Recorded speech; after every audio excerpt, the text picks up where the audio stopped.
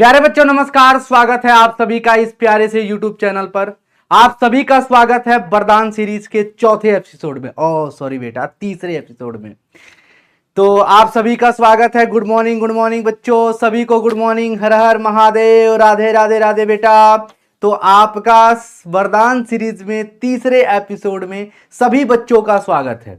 Good morning प्यारे बच्चों, good morning. सभी लोग जल्द से आ जाएं क्योंकि आज की सीरीज बहुत ज्यादा इंपॉर्टेंट होने वाली है, क्योंकि आज हम पढ़ने वाले हैं आव्यूह के बारे में। हमने इससे पहले जो वन शॉट किया था वो आपका संबंध और फलन यानी रिलेशन फंक्शन चैप्टर नंबर 1 था। अब आपका दूसरा चैप्टर भी खत्म हो गया। अब बारी किसकी है? तीसरे चैप्टर की। तो सभी लोग जल्द से जल्द आ जाओ और हम लोग ये कुछ समय में हम लोग इसको भी खत्म करने वाले हैं। यानी तीसरे चैप्टर का जो बैकलॉग की टेंशन थी ना भाई कि अब क्या होगा, तीसरा चैप्टर हमें समझ में नहीं आया, तो भाई उस चीज को भी हम लोग क्लियर करने जा रहे हैं। और मैं आपको बता दूं कि ये जो तीसरा चैप्टर है, समझ लो कि इतना ज्यादा स्कोरिंग है, मतलब सारे बच्चों को कहीं ना कहीं ये चैप्टर आता ही है। लेकिन कुछ बच्चों का डाउट भी रहता है चीजों को लेकर के, या कुछ बच्चे इसमें से हैं जो रिवीजन नहीं किए हैं। तो सारी समस्याओं को जड़ से आज उखाड़ फेंका जाएगा हम सब मिलकर के। तो प्यारे बच्चों, आज हम लोग पढ़ने वाले हैं आव्यूह को, और आव्यूह के सारे कंसेप्ट को आज क्लियर करेंगे। आज इसके ऑब्जेक्टिव को भी देखेंगे, इसके सब्जेक्टिव को भी देखेंगे। सारी चीजें एक एक करके हम लोग क्लियर करेंगे प्यारे बच्चों। चलिए सभी लोग जल्दी से आ जाए भाई, और ज्यादा से ज्यादा सेशन को शेयर कर दो और लाइक कर दो भाई, शेयर कर दो बच्चों। तो प्यारे बच्चों, आज हम क्या पढ़ने वाले हैं? जल्दी से कमेंट करो भाई। आज हम पढ़ने वाले हैं मैट्रिक्स यानी आव्यूह के बारे में। बोलो, सभी लोग तैयार हो? एकदम प्यारे बच्चे, सब लोग तैयार हो? बोलोगे हाँ जी सर, सब लोग तैयार है।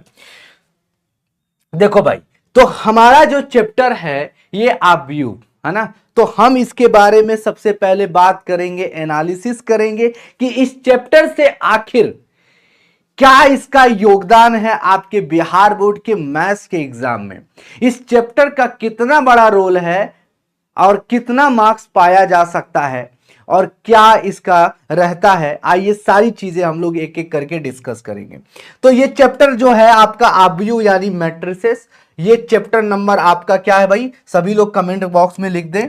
ये चैप्टर नंबर बोलोगे सर जी 3rd है। क्या है? चैप्टर नंबर 3rd, और बड़ा प्यारा सा चैप्टर है। तो जल्दी से चलते हैं, पहले इसका एनालिसिस करते हैं। हर चैप्टर की तरह हम लोग एनालिसिस करते हैं। सबसे पहला अगर मैं बात करूं 2011 की, तो अगर देखा जाए तो ऑब्जेक्टिव क्वेश्चन 9 क्वेश्चन, 9 मार्क्स के क्वेश्चन आए हुए थे। ऑब्जेक्टिव की बात करें, सब्जेक्टिव में नहीं आया था और लॉन्ग में भी नहीं आया था। यह श्रृंखला अगर आगे बढ़ा है तो 2016 में देखोगे प्यारे बच्चों, तो ऑब्जेक्टिव क्वेश्चन यहीं पे 4 आए थे, 15 में 5 आए थे। और अगर सब्जेक्टिव की बात करें तो यहां पे 2 क्वेश्चन, यहां पे भी 2 क्वेश्चन, और लॉन्ग में नहीं दिया है। लेकिन अब यही पैटर्न चेंज हुआ 17 के बाद। देखो बच्चों, 17 के बाद देखो क्या चीजें चेंज हुई है। 17 के बाद ऑब्जेक्टिव क्वेश्चन में देखो कितनी बढ़ोतरी हुई। 4 क्वेश्चन आने लगे यानी 4 मार्क्स के, और एक शॉर्ट भी आने लगा। शॉर्ट यानी लघु उत्तरी में भी एक प्रश्न आने लगा। अब यही देखो 2018 के बाद कुछ और चेंजेस देखने को मिल रहे हैं कि 8 क्वेश्चन ऑब्जेक्टिव, बात समझ रहे हो ना, 8 नंबर के क्वेश्चन ऑब्जेक्टिव में आ रहे हैं, और साथ में 4 क्वेश्चन, समझ रहे हो भाई, 4 क्वेश्चन आपके सब्जेक्टिव में। बहुत बड़ी बात है, यानी 4 दूनी 8 और 8 कितना हो गया? 16 नंबर का। यानी अगर बात करें 2018 में तो 16 मार्क्स का क्वेश्चन आया था बच्चों, 16 मार्क्स का।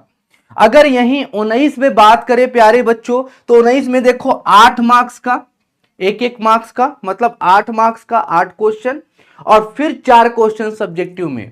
यानी सिर्फ वही जो 2018 में था 2019 में भी वही पैटर्न था। 20 में बात करें, देखो कितनी तेजी के साथ इसमें बढ़ोतरी हुई ऑब्जेक्टिव में भाई, 11, 15 और 13। तो समझ लो ये जो नंबर, ये संख्या जो तुम्हें दिख रहा है, ये कम नहीं है बच्चों, बहुत ज्यादा है। बात समझ पा रहे हो ना लल्लू? ये देख रहे हो, 11, 15, 13 और 5-5 क्वेश्चन आपके सब्जेक्टिव में आए हुए हैं, 5-5 क्वेश्चन। तो कहीं ना कहीं आप देख पा रहे हो, इससे लगभग 20 से 25 मार्क्स, मैं मिनिमम बता रहा हूं, यहां से 20 से 25 मार्क्स मैक्सिमम कह सकते हो भाई, मैक्सिमम कह सकते हो। यानी 20 से 25 मार्क्स के क्वेश्चन आपके यहां से आब्यू से आते हैं प्यारे बच्चों। कहां से? 20 से 25 मार्क्स के। सभी लोग समझ पा रहे हो? सबसे पहले एनालिसिस करना बहुत जरूरी है कि हम जो चैप्टर पढ़ने जा रहे हैं उस चैप्टर का क्या लोड है। तो लोड यही है कि इस चैप्टर का, यानी जो आब्यू चैप्टर है, इससे 20 से 25 मार्क्स के क्वेश्चन आते हैं। तो सभी लोग तैयार हो इसके लिए? सभी लोग तैयार हो? सभी को एक बार फिर से गुड मॉर्निंग, सभी को फिर से एक बार नमस्कार। मैं जानता हूं आज तुम्हें मैं बहुत जल्दी उठा दिया हूं, बहुत जल्दी उठा दिया हूं, लेकिन लल्लू परेशान नहीं होना है, जल्दी से हम लोगों को इसको खत्म करना है। हाँ चलिए अब आगे बढ़ते हैं। हाँ लॉन्ग में भी देखो एक एक क्वेश्चन आए हुए हैं, लॉन्ग में भी एक एक क्वेश्चन आए हुए हैं। तो कहीं ना कहीं 20 से 25 में जो बोला हूं यही लेकर के चलना है तुम्हें। और 20 से 25 ये कम चीज नहीं होती है, कम आंकड़ा नहीं होता बच्चों। हाँ मनीष कुमार यादव, लॉन्ग क्वेश्चन, हाँ लॉन्ग क्वेश्चन भी हैं। हाँ ठीक ठीक ठीक ठीक ठीक। तो ये हमारे वीकली टॉपर्स हैं जो हमारे ऐप पे रोजाना बच्चे पढ़ते हैं, और शनिवार को या शनिवार को जो हमारा टेस्ट होता है उसमें अलग अलग सब्जेक्ट में अलग अलग बच्चे देखो अपना करामात किए हुए हैं, है ना। और यहाँ पे मैथ्स में देखो सोनी मौर्य भैया। और आगे बढ़ते हैं, आज हम जो टॉपिक पढ़ने वाले हैं आप व्यू, इसमें क्या क्या चीजें हम लोग करने वाले हैं। तो एक बार सभी लोग जल्दी से एक बार शेयर कर दो हचक्के, क्योंकि एकदम प्यार से, बहुत प्यारा है, तुम्हें भी, तुमको भी पता है ये चैप्टर, ये अध्याय बहुत प्यारा है भाई, है ना, और बहुत लल्लू सा है, और जल्दी से इसको निपटा देते हैं। तो भाई आज के टॉपिक में जो हम पढ़ने वाले हैं आब्यू, और इस आब्यू में जो पढ़ने वाले हैं क्या क्या टॉपिक, सबसे पहले हम जानेंगे कि आब्यू क्या होता है, यानी मैट्रिसेस क्या होता है। ठीक है भाई, मैट्रिसेस क्या होता है, फिर आब्यू के प्रकार यानी टाइप ऑफ मैट्रिसेस को देखने वाले हैं हम लोग, टाइप ऑफ मैट्रिसेस को देखने वाले हैं बच्चों। आब्यू पर संक्रियाएं यानी ऑपरेशन ऑन मैट्रिसेस, प्यारे बच्चों हम लोग ऑपरेशंस करने वाले हैं कि आब्यू पे जितनी भी ऑपरेशंस होते हैं वो सारे ऑपरेशंस आज हम लोगों को करने हैं। ठीक है, अगर मैं आब्यू का परिवर्त की बात करूं यानी ट्रांसपोज, हम सीखेंगे कि अगर कोई आब्यू दिया है तो उसका ट्रांसपोज कैसे करते हैं, यानी उसका परिवर्त कैसे निकालते हैं, ये चीज सीखने वाले हैं। सममित तथा विषम सममित आब्यू यानी symmetric and skew symmetric matrix, क्या बच्चों, symmetric and skew symmetric matric, ये हम सीखने वाले हैं। स्क्यू सिमेट्रिक, स्क्यू सिमेट्रिक, है ना भाई, बात समझ में आ रहा है। तो ये सारे टॉपिक, और लास्ट में आता है आपका व्युत्क्रमणीय आब्यू, और व्युत्क्रमणीय आब्यू यानी इन्वर्टिबल मैट्रिक्स को हम लोग देने वाले हैं। चलिए सभी लोग आ जाए, चलो बहुत बढ़िया, सभी लोग आ जाएं। चलो अब शुरुआत किया जाए, एक बार जल्दी से थम्स अप कर दो, एक बार थम्स अप कर दो, चाय वो पी लिए हो ना सब लोग, हाँ एक बार जल्दी से, एक बार जल्दी से शेयर कर दो, और एक बार थम्स अप कर दो कि सर क्लास को स्टार्ट कर दीजिए जल्दी से। सभी लोग एक बार जल्दी से थम्स अप कर दो बच्चों, एक बार थम्स अप कर दो बच्चों। चलिए तो भाई सबसे पहले हम समझेंगे कि आब्यू क्या होता है। तो सभी जानते हो कि आब्यू कुछ और नहीं बच्चों, आब्यू यानी इंग्लिश में इसको अंग्रेजी में कहते हैं बच्चों मैट्रिसेस, कालल्लू मैट्रिसेस कहते हैं। ये होता क्या है, कुछ नहीं, एक रेक्टेंगल मतलब आयताकार के रूप में होता है जिसमें कुछ अवयव दिए गए होते हैं, कुछ अवयव इसमें क्या होते हैं, ऐसे मतलब स्टेबल ऐसे बैठे होते हैं, A11, A12, A13, इस तरह से आपके क्या होते हैं, कुछ एलिमेंट इसमें होते हैं। A13 व्यवस्थित होते हैं बच्चों, A21, A22, A23 और टिक टिक टिक टिक टिक A31, A32, A33 और इस तरह से आपका जो होता है ये बन जाता है आव्यूह। अब इसमें जो आपके एलिमेंट्स यानी अवयव होते हैं वो दो रूप से, दो तरह से व्यवस्थित होते हैं। तो आप यहां पे देख पा रहे हो, एक तो ये दिख रहा है रो, यानी आप देख रहे हो एक मतलब क्या है भाई, स्तंभ है, एक स्तंभ दिख रहा है, एक स्तंभ दिख रहा है, सभी को पता है, और एक पंक्ति दिख रहा है। तो दो तरीके से आप देख पा रहे हो जो व्यवस्थित किए गए हैं। तो इसमें दो चीजें होती हैं भाई, क्या, एक रो होता है और एक कॉलम होता है प्यारे बच्चों।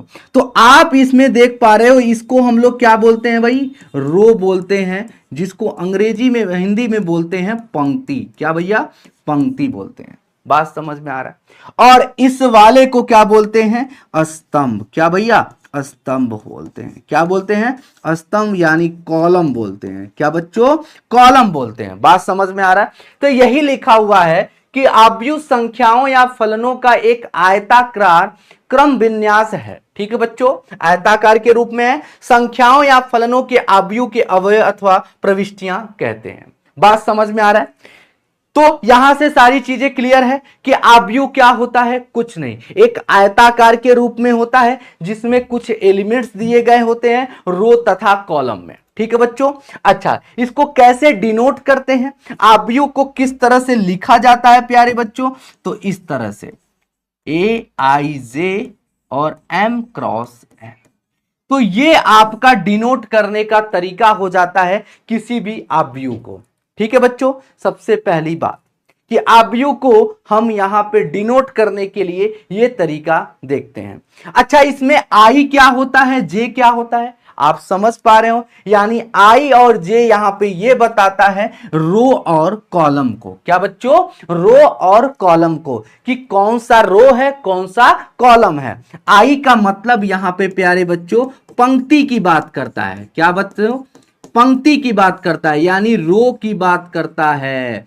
और यहां पे जे की बात करें तो जे का मतलब यहां पे क्या होता है, स्तंभ, जिसको आप कॉलम कहते हो बच्चों। क्या कहते हो, कॉलम कहते हो। ठीक है भाई। और यहां M×N क्या है, अभी इसके बारे में डिस्कस करते हैं। तो भाई यहां तक बात समझ में आ गई। अच्छा, इसी बात पर हम पहले बात करते हैं, यहां पे जो लिखा हुआ है A11, इसका क्या अर्थ होता है। कितने बच्चे समझ पा रहे हो A11 का मतलब क्या होता है। इसका यह अर्थ हुआ कि पहली पंक्ति पहला स्तंभ। A11 का मतलब यह हुआ कि पहली पंक्ति पहला स्तंभ। ठीक है बच्चों, यानी इसका मतलब ये वन जो है ये पहली पंक्ति को दर्शा रहा है ना, डिनोट कर रहा है। और ये जो वन है ये स्तंभ को बता रहा है। क्या बता रहा है, स्तंभ को बता रहा है। बात समझ में आ रहा है, बात समझ में आ रहा है। इसका मतलब A11 का मतलब यह हुआ कि पहली पंक्ति में है और पहले स्तंभ में है। अच्छा, इसी बात पे अगर मैं आपको कहूं कि A23 का क्या मतलब है, तो A23 का मतलब यह हो गया बच्चों, A23 का मतलब दूसरी पंक्ति और तीसरा स्तंभ, यानी दूसरा रो और तीसरा कॉलम बच्चों। चलो, इसी पर पहला प्रश्न आपका शुरू हो गया। पहला प्रश्न शुरू हो गया एक एग्जाम्पल के साथ। सभी बच्चे तैयार हैं और सभी बच्चे उत्तर देंगे। मान लिया कि एक आव्यूह इस प्रकार का है 5, 6, 7, 8, 9 -2, और मैं आपसे क्वेश्चन पूछता हूं, सभी लोग उत्तर बताएंगे कि A12 क्या है, A32 क्या है, A31 क्या है, A31 और प्लस A21 क्या है। सभी लोग उत्तर बताएं। A12 का मतलब क्या है, A12 का मान क्या है, सभी लोग बताएं। A12 इसमें क्या है, A12 क्या है बच्चों, A12 का मतलब पहली पंक्ति दूसरा स्तंभ। इसका तो मतलब यही है। तो पहली पंक्ति देख लो भाई और दूसरा स्तंभ देख लो। तो दूसरा स्तंभ क्या है भैया, ये, यानी पहली पंक्ति दूसरा स्तंभ, यानी 2 हो जाएगा उत्तर। क्या हो जाएगा बच्चों, 2 इसका उत्तर हो जाएगा। मैं अगर पूछूं A32 यानी तीसरा पंक्ति और दूसरा स्तंभ, तीसरा पंक्ति और दूसरा स्तंभ, यानी 8 हो जाएगा इसका उत्तर।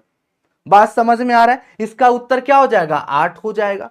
मैं अगर बात करूं A31 का मतलब तीसरी पंक्ति और पहला स्तंभ, तीसरी पंक्ति और पहला स्तंभ यानी 7 हो जाएगा इसका उत्तर।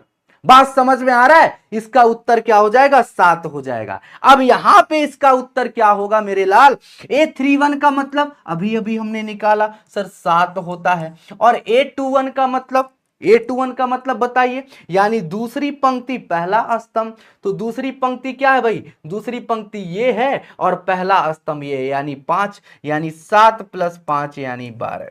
तो इस तरह के प्रश्न जो है ऑब्जेक्टिव में आ सकते हैं प्यारे बच्चों। क्या आ सकते हैं? ऑब्जेक्टिव में आ सकते हैं। कितने बच्चे चाहते हैं सर एक प्रश्न और हो जाए? कितने बच्चे चाहते हैं सर एक प्रश्न और हो जाए? बताइए, ईमानदारी के साथ बताइए, कितने बच्चे चाहते हैं कि सर एक प्रश्न और हो जाए भाई?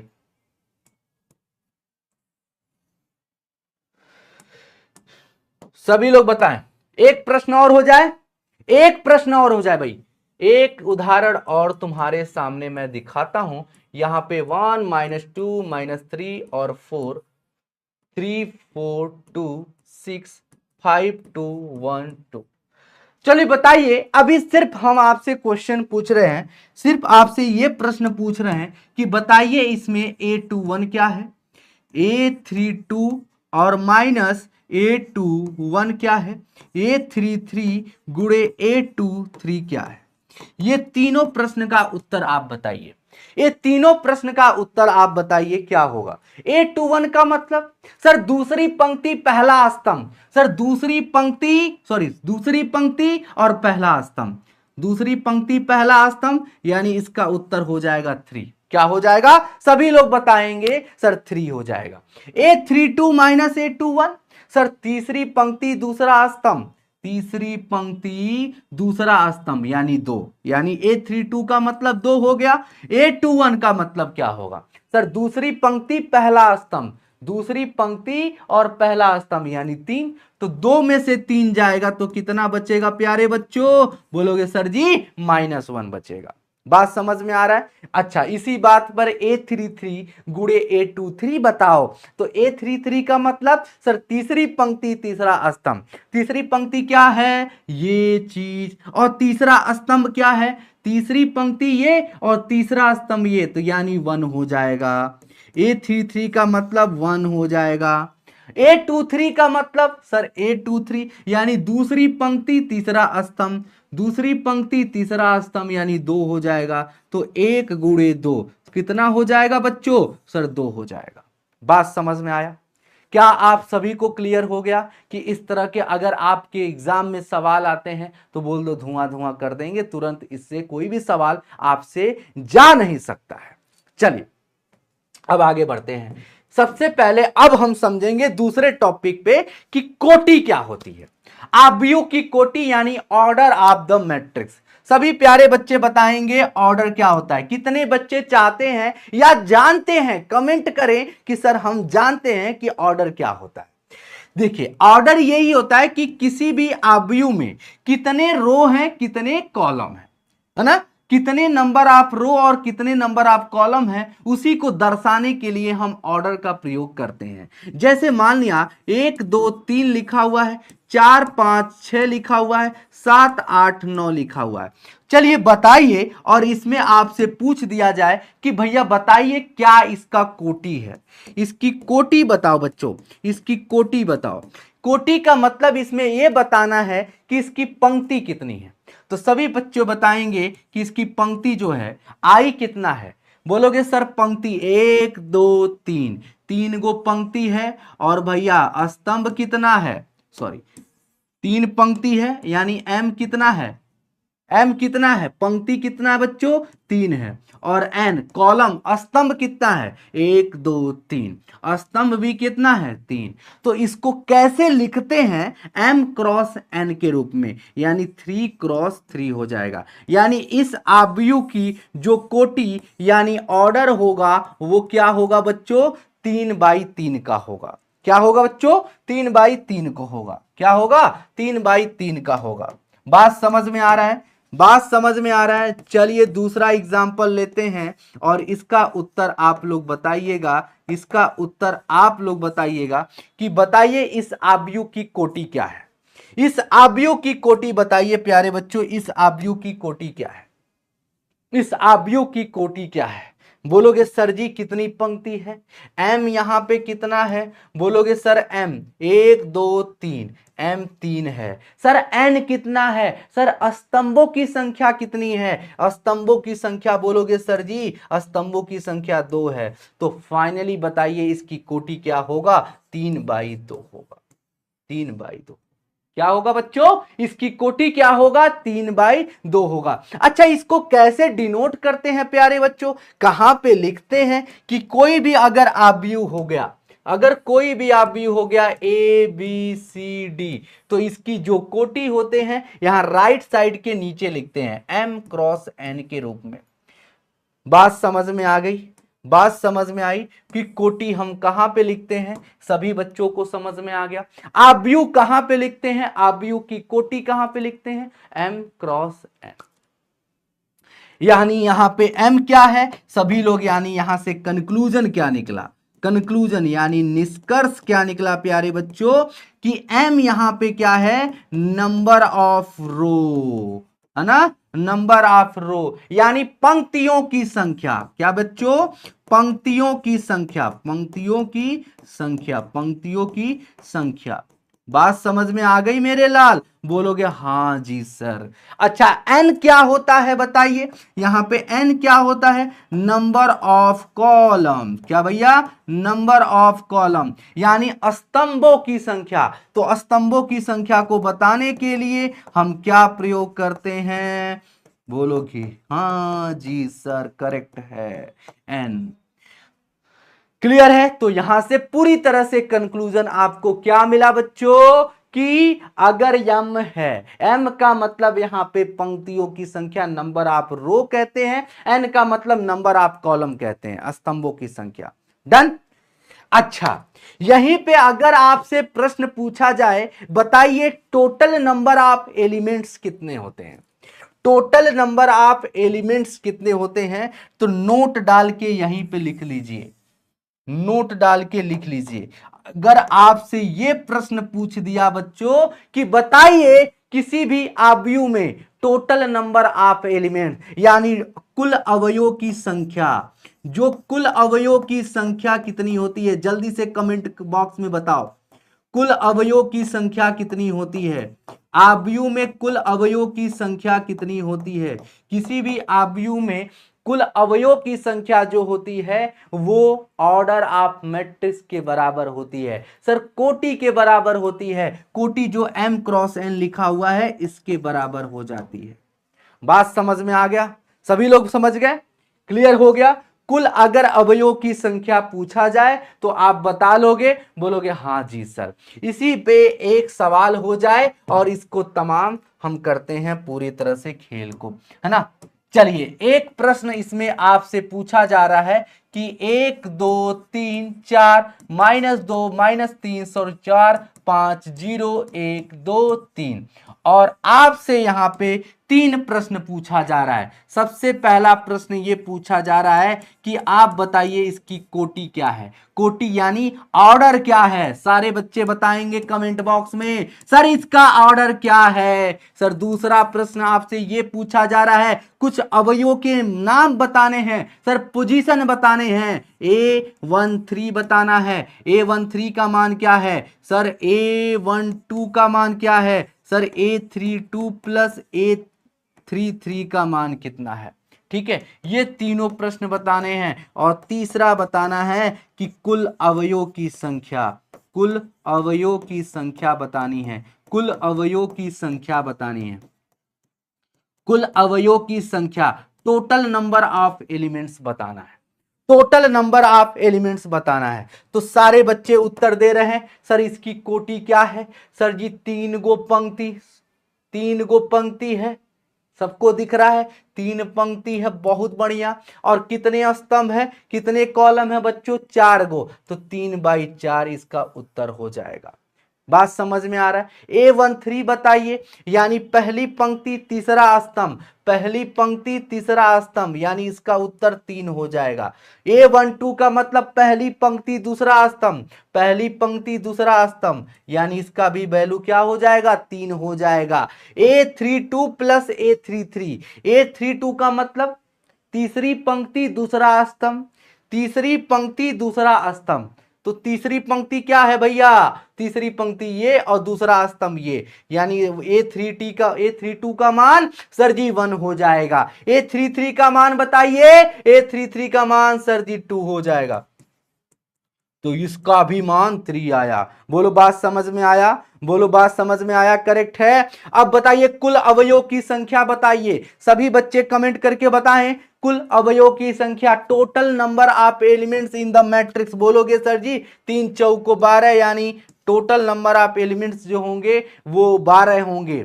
बात समझ में आ गया, करेक्ट है। चलिए A32 पूछा है ना, तो तीसरी पंक्ति दूसरा स्तंभ, तीसरी पंक्ति यही है, दूसरा स्तंभ ये है, तो 1 हो गया। तीसरी पंक्ति तीसरा स्तंभ, तीसरी पंक्ति तीसरा स्तंभ, यानी 2, तो 1 प्लस 2 यानी 3 हो गया। यहां पे A12 पूछा है, पहली पंक्ति दूसरा स्तंभ, पहली पंक्ति दूसरा स्तंभ, यानी 2 होगा, इसका उत्तर तो 2 होगा। ओहो हो, इसको 2 कर लेना बेटा, इसका 2 कर लेना, ठीक ठीक ठीक ठीक ठीक ठीक, इसका उत्तर 2 होगा, ठीक है। A12 का क्या हो जाएगा बच्चों, 2 हो जाएगा। चलिए अब हम आगे बढ़ जाते हैं नेक्स्ट कंसेप्ट पर। उदाहरण है, अब इसका उत्तर आप बताएंगे कि यदि किसी आव्यूह में 8 अवयव हैं तो इसकी संभव कोटियां क्या हो सकती हैं, इसके ऑर्डर क्या हो सकते हैं भाई। यदि किसी आव्यूह में 8 अवयव दिए गए हैं तो इसकी संभव कोटियां क्या हो सकती हैं, है, यानी total number of possible order क्या हो सकते हैं। किसी भी आव्यूह में क्या कह रहा है, ध्यान से सुनिएगा, यदि किसी आव्यूह में 8 अवयव हैं, यानी अगर किसी मैट्रिक्स में 8 एलिमेंट्स हैं, है ना, एलिमेंट्स कितने हैं बच्चों, एलिमेंट्स कितने हैं, बोलोगे सर जी 8 हैं, और आपसे पूछ रहा है total number of possible order, total number of possible order, total number of possible order पूछ रहा है, पॉसिबल ऑर्डर पूछ रहा है, तो बताइए पॉसिबल ऑर्डर क्या होगा, ये आपसे प्रश्न है। देखिए भाई, सबसे पहले तो देखो आपको पॉसिबल ऑर्डर पूछ रहा है, तो 8 यानी 8/1 भी तो हो सकता है। अरे 8 में 1 का गुणा करोगे तब भी तो 8 आएगा, या 1 गुणे 8 भी लिख सकते हो, या 2 गुणे 4 भी लिख सकते हो, या 4 गुणे 2 लिख सकते हो। इसके अलावा कोई संख्या जिसका गुणा करने पर 8 आ जाए, तो ये इतने ऑर्डर पेयर हमें तो देख रहे हैं, लेकिन आपको कुछ दिख रहे हैं क्या, बोलो बोलो बोलो बोलो, तो ये हमारे क्या हो जाएंगे, total number of possible order हो जाएंगे, है ना, यानी टोटल संभव कोटियां जो होंगी वो यही होंगी, 8 गुणे 1, 1 गुणे 8, 2 गुणे 4, 4 गुणे 2। बात समझ में आ रहा है, ये आपका इसका उत्तर हो जाएगा, ठीक है, डन डन, क्लियर है, सभी लोग थम्स अप करो। सारे कंसेप्ट को यहां बताया जा रहा है, एक एक चीज मैं बताऊंगा, कुछ छोड़ने वाला नहीं हूं, बस आराम से एक एक करके आप लोग सारी चीजें क्लियर कर लो, आज की क्लास को नस्ते नाबूद कर दो, यानी चैप्टर नंबर 3 पूरी तरह से खत्म कर दो मेरे बच्चे। बोलोगे हाँ जी सर।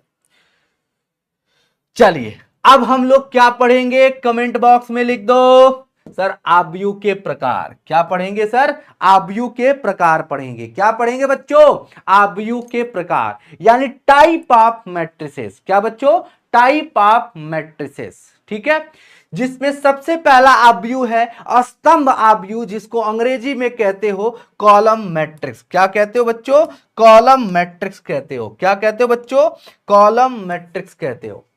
दूसरा पंक्ति आव्यूह यानी रो मैट्रिक्स।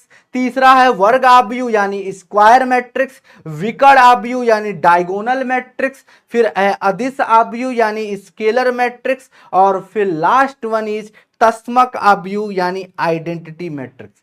आइडेंटिटी मैट्रिक्स को एक और नाम से बोला जाता है, कोई बताएगा क्या? कमेंट बॉक्स में अगर छापना है तो छाप करके दिखाओ। सर आइडेंटिटी मैट्रिक्स यानी तस्मक आव्यूह को एक और नाम से बोला जाता है, जल्दी से सारे बच्चे उत्तर दें। सर तस्मक आव्यूह को क्या बोलते हैं? बोलोगे सर तस्मक आव्यूह को यूनिट मैट्रिक्स भी बोलते हैं। क्या बोलते हैं बच्चों? यूनिट मैट्रिक्स भी बोलते हैं। अब जल्दी से आ जाते हैं, एक एक करके हम लोग समझने का प्रयास करते हैं। सबसे पहले हम लोग समझेंगे कि भैया स्तंभ आव्यूह क्या होता है। स्तंभ आव्यूह क्या होता है? स्तंभ आव्यूह क्या होता है? स्तंभ आव्यूह क्या होता है? स्तंभ आव्यूह वो होता है जिसमें सिर्फ केवल एक क्या हो? स्तंभ हो। जिसमें केवल एक स्तंभ हो, ए बी सी, इसी को कहते हैं स्तंभ आव्यूह। जिसमें केवल एक स्तंभ हो उसे हम क्या कहते हैं? स्तंभ आव्यूह कहते हैं। इसको कैसे लिखा जा सकता है बच्चों? कैसे लिखा जा सकता है? तो यहां पे m×1 हो जाएगा। यानी इसका मतलब क्या है? इसका ऑर्डर m×1, यानी इसकी जो पंक्ति हैं वो बहुत सारी हो सकती हैं, लेकिन स्तंभ तो केवल एक ही होगा। तो ऐसे आव्यूह को स्तंभ आव्यूह कहते हैं प्यारे बच्चों। चलिए दूसरा आपके पास है स्तंभ के बाद पंक्ति आव्यूह। क्या बच्चों? पंक्ति आव्यूह। पंक्ति आव्यूह, पंक्ति आव्यूह को अंग्रेजी में बोलते हैं, सभी लोग बताएंगे, रो मैट्रिक्स बोलते हैं। क्या बाबू? रो मैट्रिक्स बोलते हैं। रो मैट्रिक्स वो होता है जिसमें केवल एक रो होता है, एक पंक्ति होता है, जिसमें केवल एक पंक्ति हो। क्या बच्चों? एक पंक्ति हो, उसे हम क्या कहते हैं? पंक्ति आव्यूह कहते हैं, यानी रो मैट्रिक्स कहते हैं प्यारे बच्चों। क्या कहते हैं? रो मैट्रिक्स कहते हैं, पंक्ति आव्यूह कहते हैं। बात समझ में आ गई? क्या सभी को क्लियर है? यहां तक किसी भी प्रकार की कोई समस्या? बोलोगे नहीं सर।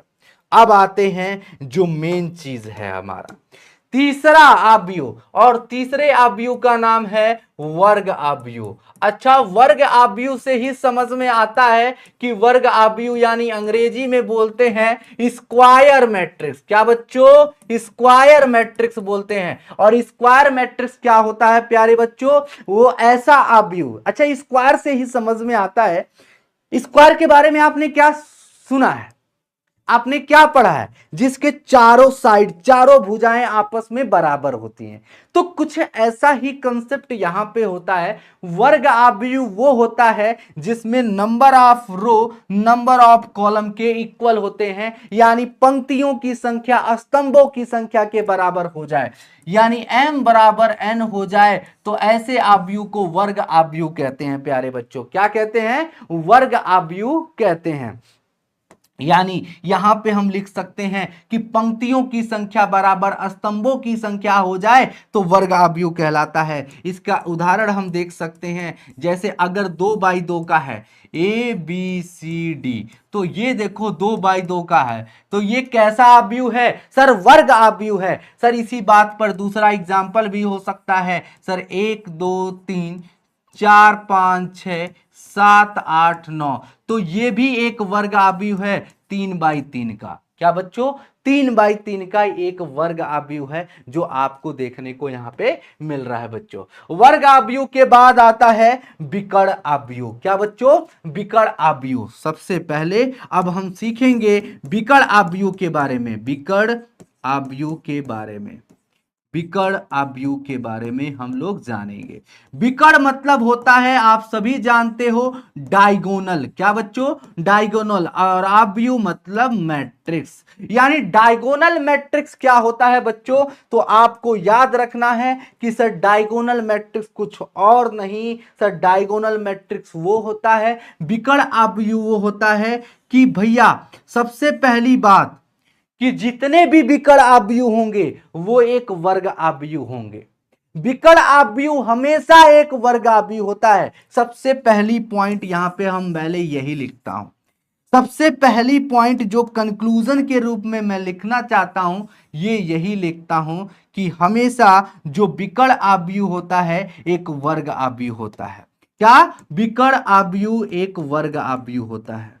विकर्ण आव्यूह हमेशा, विकर्ण आव्यूह हमेशा एक वर्ग आव्यूह होगा, हमेशा एक वर्ग आव्यूह होगा बच्चों, एक वर्ग आव्यूह होगा। करेक्ट है भाई, करेक्ट है, आव्यूह होगा। विकर्ण आव्यूह हमेशा एक वर्ग आव्यूह होगा ही होगा। डन है भाई, बात समझ में आ रहा है? बोलोगे हाँ जी सर। तो विकर्ण आव्यूह का सर एक उदाहरण बता दीजिए। सर उदाहरण ये है, ये देखो तुम्हारे सामने प्रकट हो गया, 2 3 0 0। अच्छा, इससे क्या कंक्लूजन आपने लगाया कि जो मेन डायगोनल है, जो आपका मेन विकर्ण है, उसमें कुछ न कुछ एलिमेंट होना चाहिए, कुछ न कुछ अवयव होना चाहिए। जो नॉन डायगोनल है, जो विकर्ण नहीं है, वो 0 होगा। तो ऐसे आव्यूह को आप क्या कहोगे प्यारे बच्चों? ऐसे आव्यूह को आप क्या कहोगे? आप विकर्ण आव्यूह कहोगे। क्या कहोगे? विकर्ण आव्यूह कहोगे। एक उदाहरण और लेते हैं और समझने का प्रयास करते हैं भाई। एक और उदाहरण लेते हैं, 1 2 3 0 0 0 0 0 0। बताइए, यह भी एक आपका विकर्ण आव्यूह है। कैसे? तो आप देख पा रहे हो कि जो आपका मेन डायगोनल है सर, विकर्ण है, ये वाली जो मेन श्रृंखला है, उसमें कुछ न कुछ एलिमेंट होना चाहिए, कुछ न कुछ अवयव होना चाहिए, कोई न कोई संख्या जरूर होनी चाहिए 0 को छोड़ करके, और बाकी सब क्या होना चाहिए? 0 होना चाहिए। ऐसे को हम क्या बोलते हैं? विकर्ण आव्यूह बोलते हैं। क्या आपको क्लियर हो गया? क्या आपको ये बात क्लियर हो गई? डन? बोलोगे हाँ जी सर। तो विकर्ण आव्यूह के बारे में आपने क्या सुना, क्या समझा? विकर्ण आव्यूह वो आव्यूह होता है जो एक वर्ग आव्यूह होता है। सबसे मोस्ट इंपॉर्टेंट बात, तो क्या आपसे क्वेश्चन पूछा जा सकता, क्या सारे वर्ग आव्यूह विकर्ण आव्यूह हो सकते हैं? क्या सारे विकर्ण आव्यूह, सॉरी, क्या सारे अवर्ग आव्यूह विकर्ण आव्यूह हो सकते हैं? नहीं, ये जरूरी तो नहीं भाई। ये एक वर्ग आव्यूह तो है, ये वर्ग आव्यूह है और ये विकर्ण भी है, लेकिन सारे वर्ग आव्यूह विकर्ण हो जाए, ये होगा ही नहीं, ये होगा ही नहीं, ये पॉसिबल ही नहीं है भाई। लेकिन सभी विकर्ण जो होते हैं वर्ग आव्यूह होते हैं। All diagonal matrix are square matrix. भाई क्लियर है? बोलोगे हाँ जी सर, करेक्ट है। चलिए अब हम लोग नेक्स्ट चलते हैं। नेक्स्ट आव्यूह का नाम है आपका अदिश आव्यूह। क्या भाई? अदिश आव्यूह, अदिश आव्यूह, अदिश आव्यूह, अदिश आव्यूह। कितने लोग जानते हैं अदिश आव्यूह के बारे में बच्चों? अदिश आव्यूह के बारे में कितने लोग जानते हैं? अदिश आव्यूह को अंग्रेजी में बोलते हैं प्यारे बच्चों स्केलर मैट्रिक्स। क्या बोलते हैं? Scalar matrix. अच्छा, स्केलर मैट्रिक्स बोलते हैं। तो स्केलर मैट्रिक्स जो अदिश आव्यूह होगा, सबसे पहला बिंदु इसमें भी लिख लो कि जितने भी अदिश आव्यूह होते हैं, जितने भी स्केलर मैट्रिक्स होते हैं, वो एक वर्ग आव्यूह होंगे। तो हमेशा अदिश आव्यूह क्या होगा? एक अदिश आव्यूह क्या होगा? अदिश आव्यूह एक वर्ग आव्यूह होगा। अदिश आव्यूह हमेशा एक वर्ग आव्यूह होगा, हमेशा एक वर्ग आव्यूह होगा, हमेशा एक वर्ग आव्यूह होगा, वर्ग आव्यूह होगा, आव्यूह होगा। यानी all scalar matrix are square matrix. इसमें भी यही बात याद रखना है, बट ये जरूरी नहीं कि जितने भी वर्ग आव्यूह हैं, जितने भी आपके स्क्वायर मैट्रिक्स हैं, वो स्केलर मैट्रिक्स हो जाए। ठीक है, ये बात आप याद रखोगे। अच्छा, इसमें ऐसी क्या बात है स्केलर मैट्रिक्स में? पहला बिंदु तो ये याद रखना ही रखना है, और उदाहरण के थ्रू स्केलर को समझ लेते हैं भाई। 2 2 2 0 0 0 0 0 0 0। मतलब ऐसा कोई आव्यूह जिसका जो मेन डायगोनल है, जो मेन विकर्ण है बच्चों, वो सेम होना चाहिए। क्या होना चाहिए? सेम होना चाहिए। क्या होना चाहिए बच्चों? सेम होना चाहिए, एकदम बराबर होना चाहिए। यानी जो यहां है वही यहां, वही यहां। तो ऐसे आव्यूह को क्या बोलते हैं भाई? बोलोगे सर अदिश आव्यूह कह सकते हैं। एक और उदाहरण ले सकते हैं बच्चों, जैसे ये जीरो यहाँ पे ऐसे कर सकते हैं भाई, रूट थ्री और रूट 3, और यहाँ पे 0 0 0 और यहाँ पे 0 0 0। यानी आपने देखा कि इसमें नॉन डायगोनल 0 होंगे और जो मेन डायगोनल होगा, जो मेन विकर्ण होगा, वो आपका क्या होगा? सेम नंबर होगा। क्या होगा बच्चों? क्या होगा बच्चों? बोलोगे सर सेम नंबर होगा। क्या होगा? सेम नंबर होगा, सेम नंबर होगा। Root 3 root 3 root 3 root 3 root 3। बात समझ में आ गया? क्या आप सभी को क्लियर है? क्या आपको अदिश आव्यूह क्लियर हो गया? बोलोगे हाँ जी सर एकदम क्लियर हो गया। अब इसी बात पर नेक्स्ट हम लोग समझने का प्रयास करेंगे कि भाई आपका नेक्स्ट टॉपिक जो है तस्मक आव्यूह, जो नेक्स्ट है तस्मक आव्यूह, क्या इसमें क्या होता है? तस्मक आव्यूह क्या होता है? इसको अंग्रेजी में बोलते हो आइडेंटिटी मैट्रिक्स। बच्चों इसका इतना बड़ा रोल है कि क्या ही बताया जाए। आइडेंटिटी को अंग्रेजी में एक और नाम से बोलते हैं यूनिट मैट्रिक्स। क्या बच्चों? Unit matrix. सबसे पहली बिंदु इसमें भी छाप लो, सबसे पहली बिंदु इसमें भी छाप लो कि जितने भी तस्मक आव्यूह होंगे वो एक वर्ग आव्यूह होगा। यानी जितने भी तस्मक आव्यूह होंगे वो एक वर्ग आव्यूह होगा। बोलोगे हाँ जी सर। तस्मक आव्यूह क्या होगा? तस्मक आव्यूह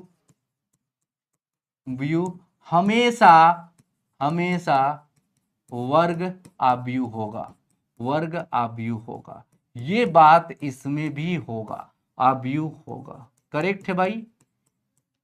हमेशा ये याद रखना है कि all identity matrix are square matrix. जितने भी आइडेंटिटी मैट्रिक्स यानी तस्मक आव्यूह होंगे वो एक यूनिट मैट्रिक्स यानी होंगे ही होंगे। ठीक है, तो इसमें क्या खासियत बात है? दूसरी बात एग्जाम्पल के थ्रू हम समझने का प्रयास करेंगे कि तस्मक आव्यूह क्या होता है। एक ऐसा आव्यूह जिसका मेन डायगोनल क्या हो भैया? सिर्फ 1 हो, सिर्फ 1 हो, सिर्फ 1 हो। जिसका मेन डायगोनल बच्चों यानी इकाई से ही समझ में आ रहा है सर, यूनिट से समझ में आ रहा है इकाई, इकाई मतलब एक। यानी इसका जो मेन डायगोनल है बच्चों यानी मेन विकर्ण है वो एक होना चाहिए, वो एक होना चाहिए। ऐसे आव्यूह को हम लोग क्या बोलते हैं भाई? तस्मक आव्यूह यानी आइडेंटिटी मैट्रिक्स बोलते हैं। या और उदाहरण ले सकते हो 1 0 सॉरी यहाँ पे 1 1 0 0। तो ये 3/3 का है और ये भी 2/2 का है। तो ये भी एक तस्मक आव्यूह है और ये भी तस्मक आव्यूह है क्योंकि इसका जो मेन विकर्ण है वो एक है। बात समझ में आ गया?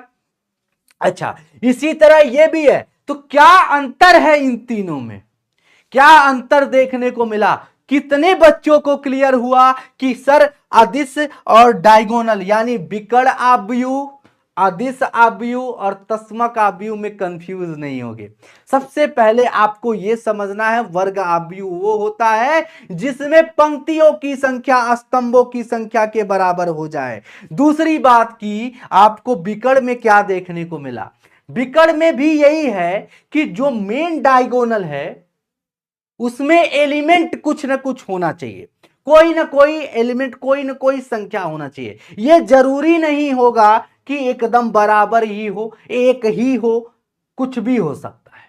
ठीक है, लेकिन कुछ ना कुछ होना चाहिए। तो ऐसे आव्यूह को विकर्ण आव्यूह कहते हैं। लेकिन दूसरा आपके पास क्या था बच्चों? स्केलर मैट्रिक्स यानी अदिश आव्यूह। अदिश आव्यूह में भी वही चीज है, लेकिन जो मेन डायगोनल में क्या है कि एक को छोड़ा करके कोई भी संख्या हो वो सेम होना चाहिए। 2 है तो 2 2 होना चाहिए, 3 है तो 3 3 होना चाहिए, √3 है तो √3 होना चाहिए। लेकिन यही आपने अगर तस्मक आव्यूह देखा तो तस्मक आव्यूह में आपने क्या पाया? तस्मक आव्यूह भी वही चीज है, लेकिन इसमें क्या क्या माइनर सा अंतर है कि भैया इसका जो मेन डायगोनल होगा वो सिर्फ एक होगा। क्या होगा? सिर्फ एक होगा। ऐसे आव्यूह को हम लोग क्या कहते हैं बच्चों? तस्मक आव्यूह कहते हैं। बोलो बात क्लियर है, बोलो बात क्लियर है। हाय गर्मी है ना। चलिए नोबिता आ गई है। एक नोबिता नामक बच्चा है और कह रहा है सर कब से स्टार्ट हुआ। अभी अभी स्टार्ट हुआ 7 बजे लल्लू, 47 मिनट हो चुके हैं। हम लोग आव्यूह पढ़ चुके और आव्यूह के प्रकार पढ़ चुके, लल्लू कल्लू पल्लू। अब आगे बढ़ते हैं कि आव्यूह की समानता क्या होती है ना, कि कब कहेंगे कि दोनों आव्यूह आपस में बराबर होंगे, है ना।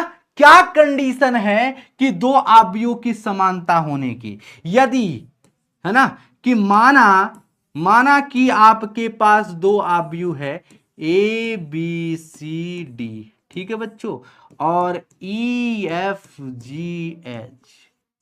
तो प्यारे बच्चों ये दोनों आव्यूह, ये दोनों मैट्रिक्स ये तभी बराबर होंगे।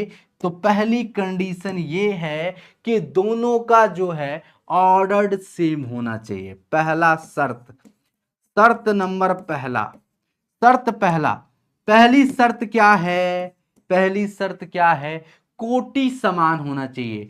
कि दोनों आव्यूह के समानता होने की पहली शर्त यह है कि कोटि बराबर होना चाहिए। दोनों आव्यूह का कोटि क्या होना चाहिए, समान होना चाहिए। कोटि क्या होना चाहिए, समान होना चाहिए, यानी ऑर्डर हमारा इक्वल होना चाहिए। और दूसरा कि कोरस्पॉन्डिंग एलिमेंट, जो कोरस्पॉन्डिंग एलिमेंट है वो भी इक्वल होना चाहिए, यानी ए जो है ई के बराबर होना चाहिए, जो बी है एफ के बराबर होना चाहिए, जो सी है जी के बराबर होना चाहिए, डी जो है एच के बराबर होना चाहिए। तो यानी इसका मतलब ये हुआ कि कोरस्पॉन्डिंग एलिमेंट अगर बराबर है, अगर दोनों आव्यूह की कोटि बराबर है, तो हम ऐसे आव्यूह को क्या कहेंगे कि समानता है इनमें, यानी ऐसे आव्यूह क्या कहेंगे, इक्वलिटीज की बात करेंगे, यानी ये दोनों आव्यूह आपस में क्या है, बराबर है। बात समझ में।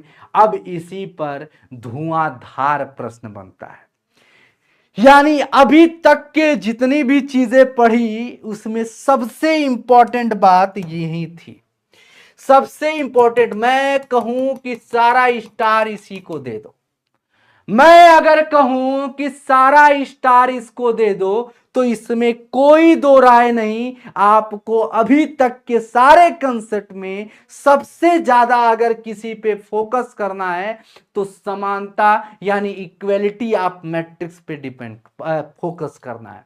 इसी पर सवाल बनते हैं, सब सवाल इसी पे बनते हैं बच्चों। जितने भी ऑब्जेक्टिव प्रश्न आएंगे, ये मैं पूरी गारंटी के साथ 100% दावे के साथ बोल रहा हूं बच्चों कि सारे प्रश्न यहीं से आते हैं।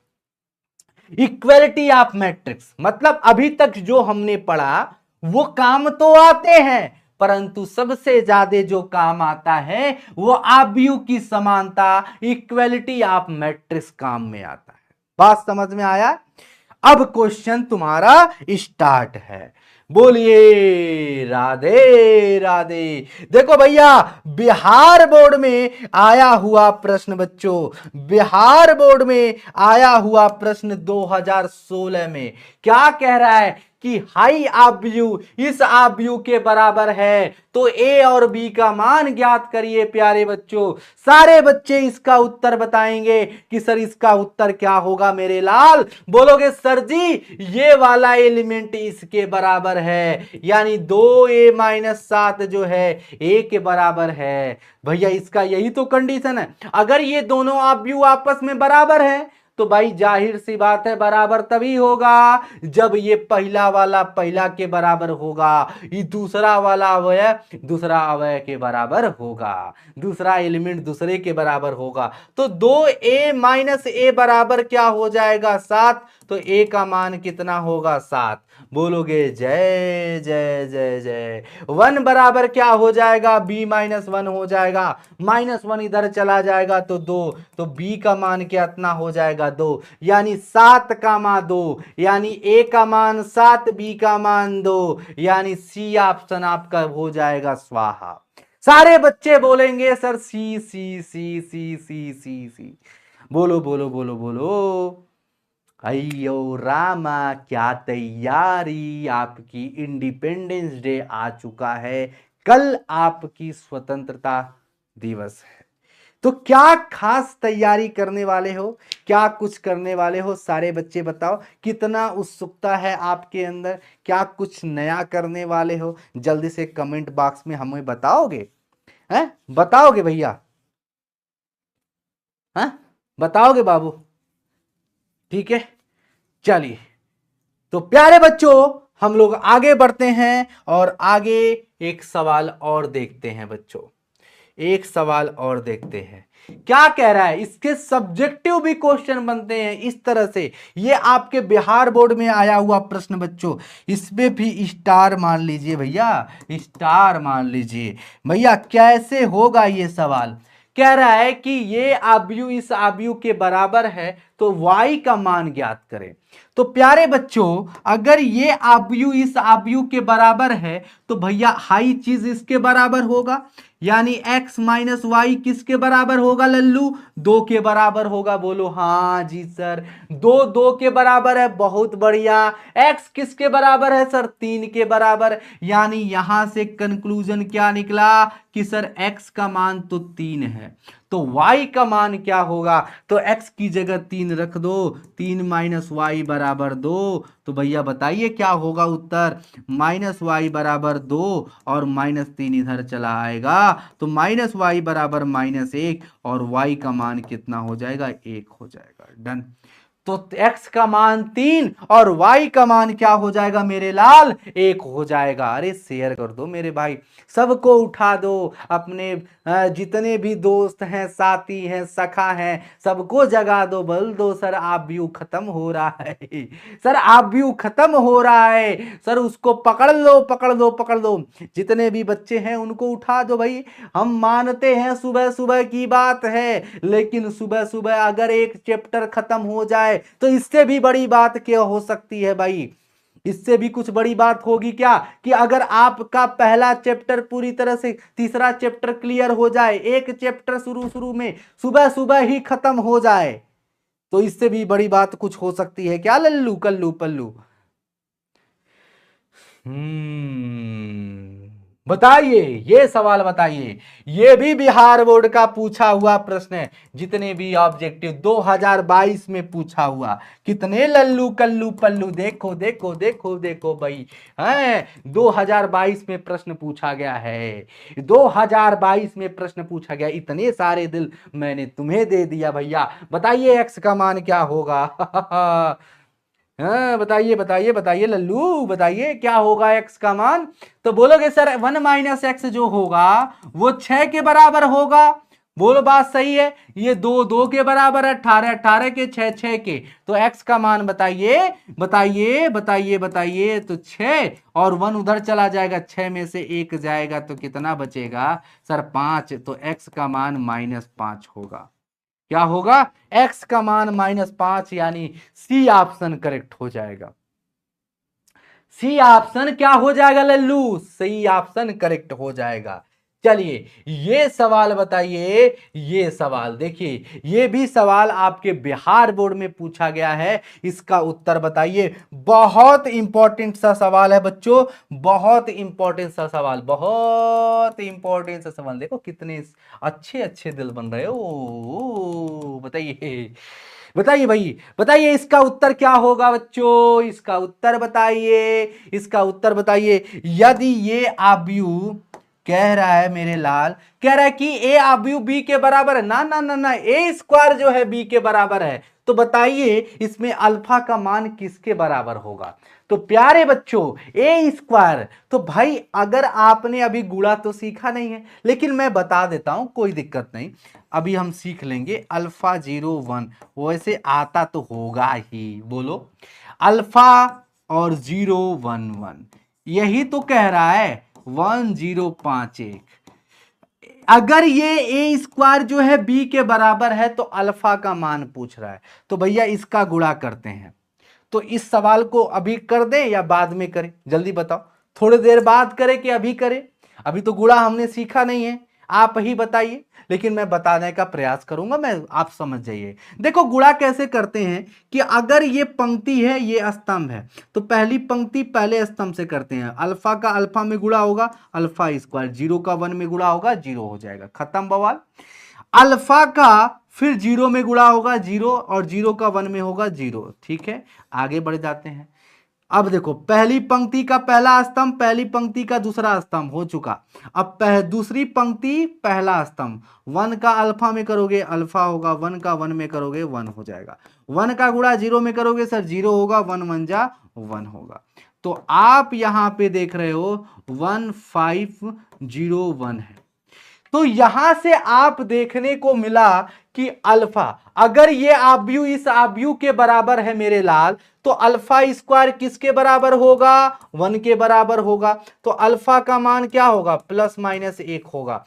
और यहां पे अल्फा प्लस 1 अगर 5 के बराबर है, तो प्यारे बच्चा अल्फा प्लस 1 अगर 5 के बराबर है, तो अल्फा की वैल्यू क्या हो जाएगी 4, और यहां पे अल्फा की वैल्यू प्लस माइनस 1। यहां पे तो बड़ा कंफ्यूजन हो गया। तो ऐसे केस में हम कह देंगे कि we can't calculate the value of alpha, यानी इसका सही उत्तर जो होगा वो डी होगा प्यारे बच्चों। इसका सही उत्तर जो होगा डी होगा, न ए होगा, न बी होगा, न सी होगा। 1 -1 इसमें से तीनों उत्तर आ रहा है। इसमें तो 1 भी आ रहा है, -1 भी आ रहा है, 4 भी आ रहा है। तो ऐसे केस में हम कह देंगे कि हम अल्फा के मान की गणना ही नहीं कर सकते। यहां पे ये क्वेश्चन में कुछ गड़बड़ है ना, ऐसे केस में। चलिए, तो ये सवाल बड़ा बढ़िया सवाल था बच्चों।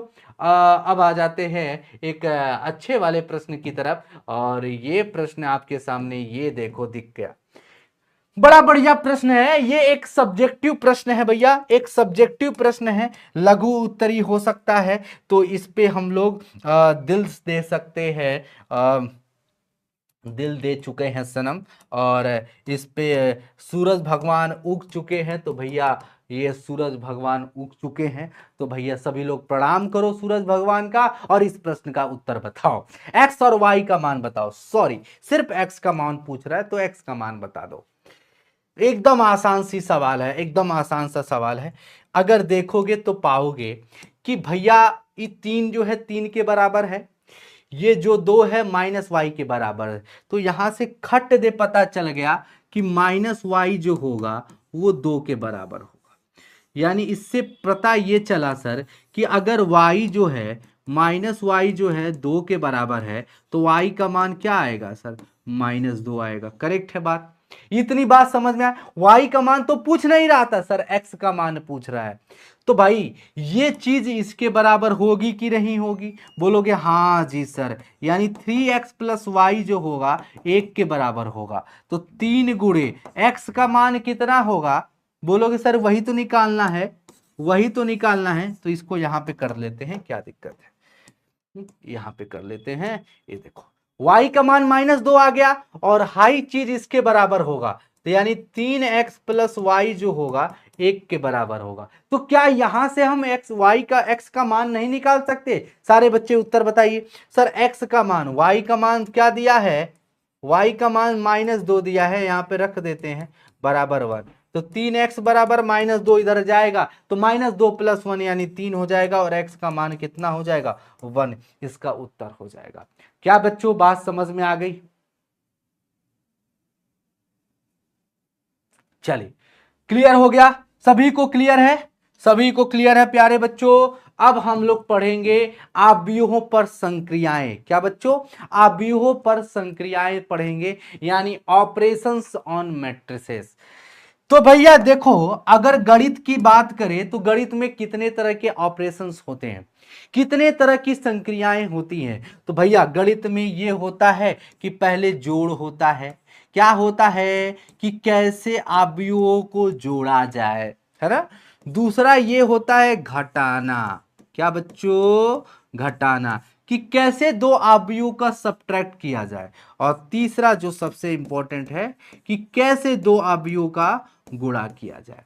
तो इन तीनों बातों पे आज हम लोग एक एक करके इसको भी हम लोग स्वाहा करेंगे। भाई भाई बात समझ में आ रहा है ना।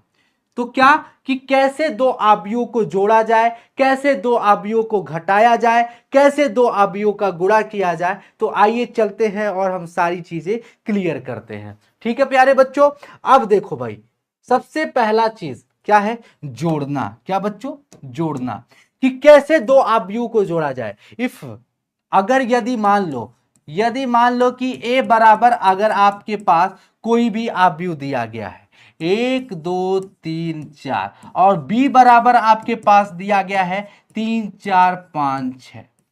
अब एक बात याद रखिएगा कि जोड़ और घटाना के केस में ये तभी दो अवयवों को जोड़ या घटा सकते हैं कि यदि उनका, प्यारे बच्चों, क्या, यदि उनका क्या हो, कोटि बराबर होना चाहिए। क्या भाई, कोटि बराबर होना चाहिए। कोटि अगर समान है बच्चों, कोटि क्या है, अगर समान है, अगर कोटि क्या है, बराबर है, तो ऐसे केस में हम क्या कर सकते हैं, दो अवयवों को जोड़ सकते हैं। तो अगर ए और बी दिया है तो इनको जोड़ोगे तो क्या आएगा भैया, ए प्लस बी। बताइए क्या आएगा, ए प्लस बी। यानी इस अवयव को जोड़ना है तो हमें करस्पॉन्डिंग एलिमेंट को ऐड कर देना होता है। यानी 1 जो है 3 के साथ जुड़ेगा 4 हो जाएगा, 2 जो है 4 के साथ जुड़ेगा 6 हो जाएगा, 3 और 5 जो होगा 8 हो जाएगा, 4 और 6 10 हो जाएगा। बात समझ में आ रहा है। अच्छा, इसी प्रश्न में आपसे अगर मैं पूछ दूं कि भैया बताइए इसका घटाना क्या होगा, है ना, सब्ट्रैक्ट क्या होगा, इसका सब्ट्रैक्ट क्या होगा, अगर दोनों को घटाया जाए तो इसका उत्तर क्या होगा बच्चों, तो a माइनस बी क्या होगा। तो सिंपल, जैसे आपने जोड़ा, आप कक्षा 5 की तरह इसको घटा भी दीजिए। यानी 1 में से 3 घटेगा तो कितना बचेगा, -2 बचेगा। 2 में से 4 जाएगा तो कितना बचेगा, -2 बचेगा। 3 में से 5 जाएगा -2, 4 में से 6 जाएगा तो -2। करेक्ट है बच्चों। तो ये आपका सब्ट्रैक्ट हो गया। लेकिन आपको जो मोस्ट इंपॉर्टेंट बात है वो यही जाननी थी कि आपको किसी भी दो अवयवों को अगर जोड़ना या घटाना है तो उसमें यही बात याद रखना है कि आप दोनों अवयवों को जोड़ने और घटाने के लिए यही याद रखना है कि उनकी कोटि बराबर होना चाहिए।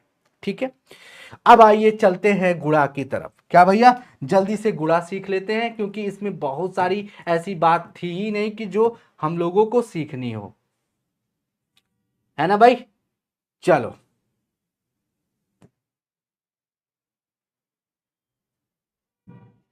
चलिए सभी लोग तैयार हो जाएं, हम लोग जल्दी से सीखने वाले हैं अवयव का गुणा। कितने बच्चों को गुणा करने में परेशानी होती है, तो पहले तो हम गुणा करेंगे दो अवयवों का जब दोनों अवयवों की क्या हो, कोटि बराबर हो। कोटि अगर समान हो, कोटि क्या हो, समान हो, तो गुणा कैसे करते हैं। कोटि अगर समान हो तो गुणा कैसे करते हैं, आइए चलते हैं और देखते हैं प्यारे बच्चों। माना माना कि a बराबर एक अवयव है 1 2 3 4, एकदम सिंपल सवाल लेते हैं। और b बराबर आपके पास सवाल दिया है 3 4 5 6, और आपसे प्रश्न पूछ रहा है कि बताइए ए बी क्या होगा। बताइए ए बी क्या होगा, मतलब ए और बी का गुणा क्या होगा। तो सबसे पहले क्या करते हैं, पहली पंक्ति देखते हैं। पहली पंक्ति का पहले स्तंभ में गुणा करते हैं। 1 में 3 का गुणा करोगे तो 3 होगा, 2 का गुणा 5 में करोगे 2 पचे 10 हो जाएगा। करेक्ट है। फिर पहली पंक्ति दूसरा स्तंभ, 1 में 4 का गुणा करोगे 4 हो जाएगा, 2 में 6 का गुणा करोगे 12 हो जाएगा। करेक्ट है, बात समझ में। फिर दूसरी पंक्ति पहला स्तंभ, 3 त्रिका 9, 4 पचे 20, और ऐड कर देते हैं। बात समझ में आ रहा है। फिर दूसरी पंक्ति दूसरा स्तंभ, 3 का गुणा 4 में करेंगे, 3 चौको 12 और 4 छक कितना होगा 24, और यहां से इसका उत्तर जो आएगा ऐड करके वही आपका उत्तर हो जाएगा मेरे भाई। 3 और 10 क्या हो जाएगा 13 हो जाएगा, 20 9 क्या हो जाएगा 29 हो जाएगा, 12 और 4 क्या हो जाएगा 16 हो जाएगा, 4 2 6 हो जाएगा, और 2 1 3 हो जाएगा, तो 36। ये इसका उत्तर हो जाएगा। तो इस तरह से हम किसी भी अवयव का अगर गुणा करना हो, अगर कोटि समान हो, तो इस तरह से हम गुणा करते हैं। लेकिन उससे पहली बात आप कैसे करेंगे कि उससे लिए आपको यह देखना पड़ेगा बच्चों कि इसकी कोटि क्या है। अगर ए की कोटि अगर देखा जाए तो क्या है 2/2, बी की कोटि क्या है वो भी 2/2। तो अगर हमें निकालना हो कि इनकी कोटि यानी इनका जो प्रोडक्ट आएगा वो किस कोटि का होगा, किस ऑर्डर का होगा बच्चों, तो उसके लिए क्या करते हैं, इसमें ये देखते हैं कि क्या इसका जो ये सेकेंड वाला है ये फर्स्ट के बराबर है या नहीं। तो अगर सेकेंड फर्स्ट के बराबर हो गया तो पहला वाला दूसरा वाला के बराबर हो जाएगा, यानी ये 2/2 का भी बनेगा। चलिए बात समझ में आ गया कि अगर कोई आव्यूह ए है वो भी 2/2 का है, बी आव्यूह है वो भी 2/2 का है, तो उसका प्रोडक्ट जो होगा उसका जो गुणा होगा ए बी वो भी 2/2 का ही होगा बच्चों। क्या होगा, वो भी 2/2 का ही होगा। ये बात समझ गए। अच्छा, इसी बात पर एक प्रश्न और हो जाए कि यदि एक आव्यूह है ए है जो 2/3 का है और दूसरा आव्यूह बी है वो आपका मान लेते हैं कि 3/2 का है, तो आपसे अगर क्वेश्चन पूछा जाए कि बताइए ए बी का क्या होगा, ए बी का क्या ऑर्डर होगा, तो आप देख पा रहे हो कि ये 2/3 है और ये 3/2 है, ये दोनों आपस में बराबर हैं तो 2/2 का होगा। तो ए बी जो होता है वो भी 2/2 का हो जाएगा। तो ये बहुत इंपॉर्टेंट सवाल है और इस पे डायरेक्ट सवाल आ जाते हैं कि यदि ए आव्यूह आपके पास दिया गया है, बी आव्यूह आपके पास दिया गया है, उसका ऑर्डर उसकी कोटि दी गई है और आपसे क्वेश्चन पूछ लिया जाए बताइए कि इन दोनों का अगर प्रोडक्ट किया जाए, इनका गुणा किया जाए तो उसका आव्यूह का ऑर्डर क्या होगा। ऐसे प्रश्न आपसे पूछे जा सकते हैं बच्चों। ठीक है, करेक्ट है भाई। अब आता है कि इस पे दो सवाल लगा लेते हैं, एक दो सवाल लगा लेते हैं बच्चों। ये सवाल जैसे अब 2/2 वाला तो तुम कर लोगे, अब इस सवाल का उत्तर आप बताइए कमेंट बॉक्स में। पहले तो इसकी कोटि बताइए कि अगर इन दोनों आव्यूह का गुणा किया जाए तो इसकी क्या कोटि होगी। तो प्यारे बच्चों इसका देखो, अगर ये इसकी कोटि अगर पता करे तो बोलोगे सर 3/1 है, और इसकी बात करें तो कितना है भाई, बोलोगे सर जी 1/3 है, बोलोगे हाँ जी सर। तो ये एक और एक बराबर है तो इसका जो प्रोडक्ट होगा सर, इसका जो गुणा होगा वो 3/3 का होगा। क्या होगा, 3/3 का होगा। बात समझ में आ रही है। तो इसका गुणा करके बताइए सारे बच्चे। बोलोगे सर जी क्या करेंगे, सर ये पहला का गुणा 2 में होगा, 1 2 2, फिर क्या होगा 2 का गुणा 3 में होगा, है ना भाई, 1 का गुणा 2 में, फिर 1 का गुणा 3 में, फिर 1 का गुणा क्या होगा 4 में होगा। बात समझ में आ रहा है। फिर 2 का गुणा 2 में होगा, फिर 2 का गुणा 3 में होगा, फिर 2 का गुणा 4 में होगा, फिर क्या होगा 3 का गुणा 2 में, और फिर 3 का गुणा 3 में, और फिर 3 का गुणा 4 में, 3 चौको 12। बात समझ में आ रहा है बच्चों, क्या आप सभी को क्लियर है। तो ये आपका 3/3 का आपका इसका गुणा हो गया। तो इस तरह से आप लोग पहले क्या करिए कि कोई भी दो आव्यूह दिया गया है अगर उसका गुणा करने के लिए पूछेगा तो आपको सिंपली करना क्या है कि उसका ऑर्डर निकाल लेना है, पहले उसका प्रोडक्ट निकाल लेना है और इसके बाद उसका उत्तर बताना है। तो प्यारे बच्चों इस पे 2-4 सवाल हम पहले कर लेते हैं, फिर बताइएगा इसका। चलिए पहले इसका सवाल बताइए। 2018 में आया हुआ प्रश्न कि अगर एक आव्यूह ये दिया है, बी आव्यूह ये दिया है, तो इन दोनों को जोड़ने के बाद क्या आएगा। सभी बच्चे कमेंट में बताएं। बोलोगे सर 1 + a होगा और फिर 2 + b हो जाएगा, 3 + c, 4 + d, यानी सी ऑप्शन करेक्ट हो जाएगा। बात समझ में आ रहा है, आपका सी ऑप्शन 44 इसमें सही हो जाएगा। अच्छा, ए आव्यूह ये दिया है, आई और यहां दिया है, आई का मतलब यहां पे क्या है बच्चों, जल्दी से कमेंट करके बताओ ये कैसा आव्यूह है। बोलोगे सर आइडेंटिटी मैट्रिक्स यानी तस्मक आव्यूह यानी यूनिट मैट्रिक्स है। तो आपसे पूछ रहा है एआई बताओ यानी आर्टिफिशियल इंटेलिजेंस, इसका उत्तर बताओ भैया बहुत तेजी के साथ। बोलोगे सर जी ए का गुणा आई में कर देंगे, ए का गुणा आई में कर देंगे, 1 2 3 4 और यहां पे हो जाएगा 1 0 0 1। जब इसका आप गुणा करोगे बच्चों तो क्या आ जाएगा, 1 का गुणा 1 में करोगे, पहली पंक्ति पहला स्तंभ, 1 का गुणा 1 में, 2 का गुणा 0 में तो 0 हो जाएगा। बात समझ में आ रहा है। फिर 1 का गुणा 0 में करोगे और 2 का गुणा 1 में करोगे। देखो 1 का गुणा 1 में किया, 2 का गुणा 0 में किया तो 0, और फिर 1 का गुणा 0 में करोगे 0 और 2 1 करने 2, ठीक है, और फिर दूसरी पंक्ति पहला स्तंभ, 3 एकने 3, क्योंकि 4 में 0 का गुणा करने पर 0 हो जाएगा, 3 में 0 का गुणा करने पर 0 और 4 एकने 4, तो क्या आ जाएगा उत्तर 1 2 3 4, यानी बी ऑप्शन आपका करेक्ट हो जाएगा बच्चों। ठीक है, चलिए इसी बात पर यह भी सवाल बता दीजिए, 2017 में पूछा गया कि इस आव्यूह का इस आव्यूह में अगर गुणा होगा तो क्या हो जाएगा बच्चों, एकदम ईमानदारी के साथ बताइए। तो आप ये भी जान लीजिए, किसी भी आई का गुणा, किसी भी आइडेंटिटी मैट्रिक्स का गुणा अगर किसी भी आव्यूह में होता है तो वो ए ही आता है। अब इसको प्रूव करके दिखाते हैं भैया।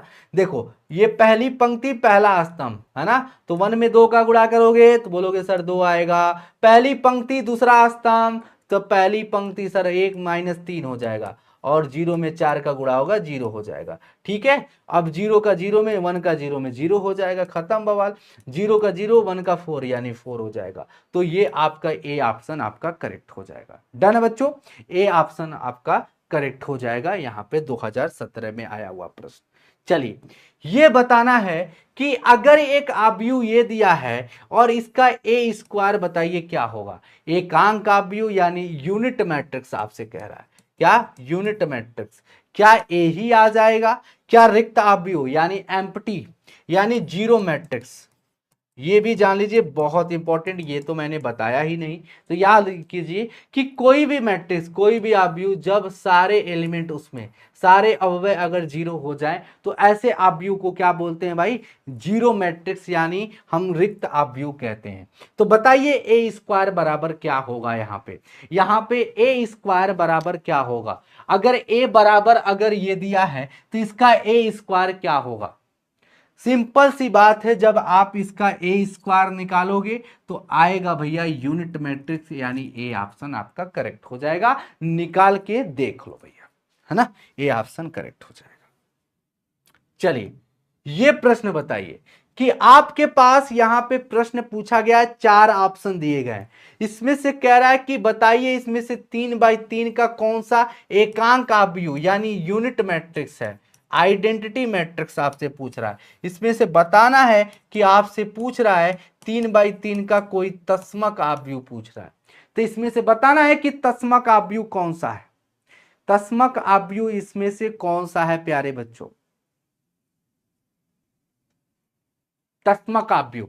तो बोलोगे सर तस्मक आव्यूह वो होता है, ऐसा ही तो लिखा होता है 3/3 का 1 0 0 0 1 0 0 0 1, तो ये आपका क्या हो जाएगा 1 1 1, आपका कहीं दिख रहा है क्या, ये बी ऑप्शन आपका करेक्ट हो जाएगा। क्या भैया, बी ऑप्शन करेक्ट हो जाएगा। चलिए ये सवाल बताइए, 2017 में किसी भी स्केलर नंबर का अगर गुणा किया जाए किसी भी आव्यूह में तो क्या होगा बच्चों, क्या होगा भाई। तो 3 का गुणा 7 में करिए, 3 का गुणा 7 में करिए, 3 सते 21 और 3 दूनी 6 और 3 अवठे 24 और 0, तो क्या हो जाएगा 21 - 6 24 और 0, यानी सी ऑप्शन आपका करेक्ट हो जाएगा बच्चों। गुड मॉर्निंग बेटा, सभी को गुड मॉर्निंग। चलिए ये सवाल बताइए, इस सवाल का उत्तर क्या होगा। यदि a बराबर ये दिया है, b बराबर ये दिया है आव्यूह, तो आपसे प्रश्न पूछ रहा है, क्वेश्चन पूछ रहा है कि 2a + 3b किसके बराबर होगा। तो 2 का गुणा a में करिए, 2 तिहाई 6, 2 छक्के 12, 2 पच्चे 10, 2 चौको 8, करेक्ट है। अब प्लस 3b, 3 का गुणा b में करिए, 3 सत्ते 21, 3 अवठे 24 और 3 पचे 15, 3 छक्का 18, और इनका आप एडिशन कर दीजिए। तो 6 में 21 जोड़िएगा तो क्या आएगा 21 6 27, 12 में 24 जोड़िएगा तो क्या हो जाएगा 4 2 6 और 2 1 3 36 हो जाएगा। ठीक है, 10 में 15 जोड़िएगा तो कितना आएगा 25 हो जाएगा, और -8 और +18 क्या हो जाएगा 20 हो जाएगा। तो कौन सा ऑप्शन करेक्ट है मेरे लाल, ओ माय गॉड, इसमें से कोई ऑप्शन नहीं मैच कर रहा है, यानी ऑप्शंस इसमें गलत हैं। ठीक है, ऑप्शन इसमें से गलत है प्यारे बच्चों, ये आप जान लीजिए, इसका सही उत्तर जो होगा ये हो जाएगा। ठीक है, करेक्ट है। 2 का ए में गुणा करना है, 3 का बी में गुणा करना है, दोनों को एडिशन कर देना है और इसका उत्तर आ जाएगा। ठीक है भाई, चलिए आ जाएगा। अब आते हैं नई चीज हम लोग सीखने जा रहे हैं, तो यहां तक की सारी चीजें क्लियर हो गई। अब हम लोग सीखेंगे कि आव्यूह का परिवर्त क्या होता है। क्या सारे बच्चे तैयार हैं आव्यूह का परिवर्त पढ़ने के लिए? आव्यूह का परिवर्त यानी ट्रांसपोज क्या होता है, खत्म करते हैं ना भैया, इस चैप्टर को खत्म करते हैं। आव्यूह का परिवर्त यानी ट्रांसपोज क्या होता है, किसी भी आव्यूह का ट्रांसपोज कैसे फाइंड करते हैं, वो कैसे निकाला जाए। जैसे मान लिया कि अगर कोई आव्यूह ए दिया है, क्या दिया जाए, कोई आव्यूह ए दिया गया है, ए बी सी और डी, और इसका आपको परिवर्त ज्ञात करना है। परिवर्त का मतलब होता है उल्टी पलटी, यानी यहां पे मैं एक शब्द लिखूंगा और वही आपके लिए रामबाण साबित होगा। Interchange of row and column, है ना भाई, interchange of row and column, interchange of row and column.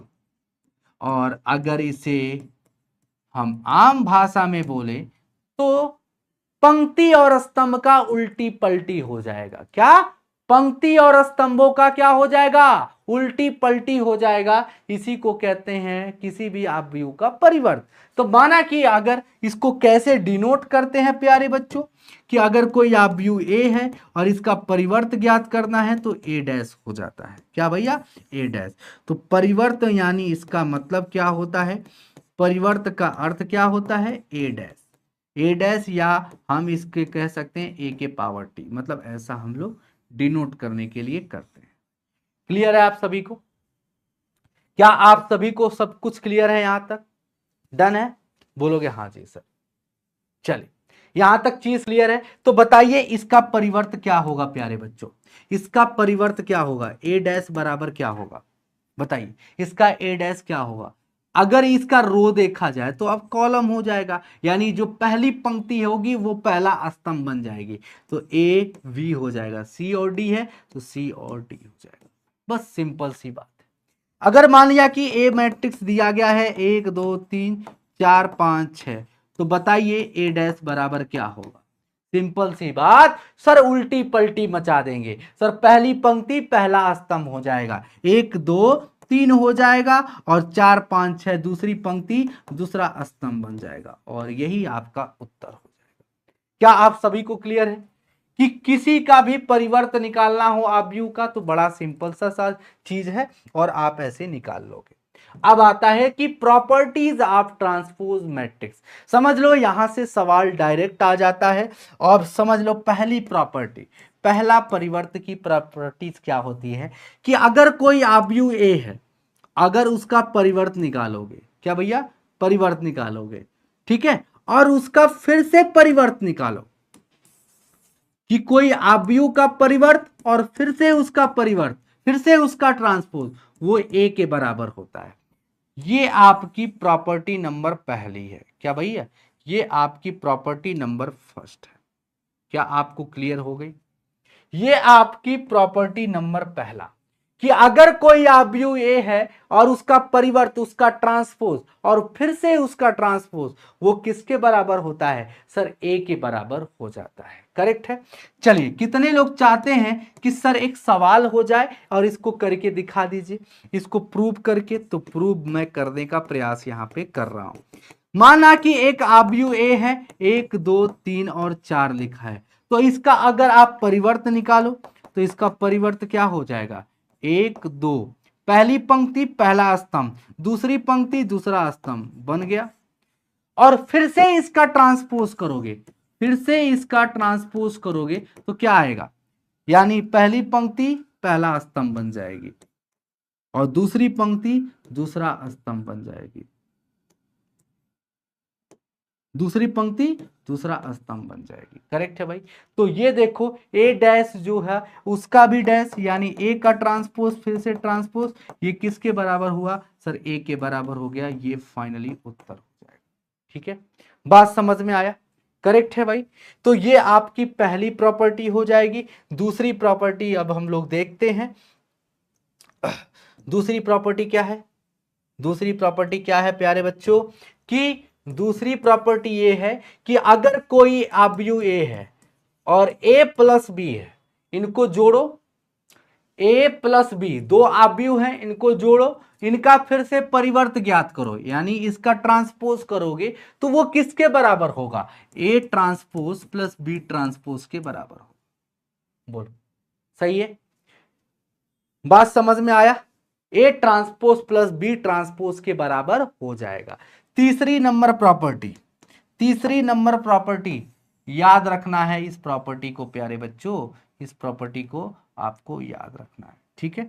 तीसरी नंबर प्रॉपर्टी, तीसरी नंबर प्रॉपर्टी जो मोस्ट इंपॉर्टेंट, कई बार बिहार बोर्ड में एग्जाम में पूछा गया है कि अगर आपके पास ए और बी दो आव्यूह दिया गया है, इनका पहले गुणा करो और गुणा करने के बाद अगर इनका आप ट्रांसपोज निकालते हो, सर परिवर्त निकालते हो, तो वो किसके बराबर होगा, sir B transpose into A transpose के बराबर होगा।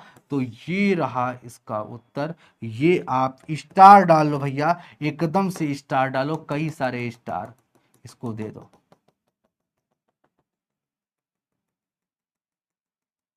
देखो भाई स्टार से घेर दिया, मैं स्टार से मैंने घेर ही दिया, कई सारे स्टार, मतलब बहुत ज्यादा इंपॉर्टेंट, बहुत ज्यादा इंपॉर्टेंट।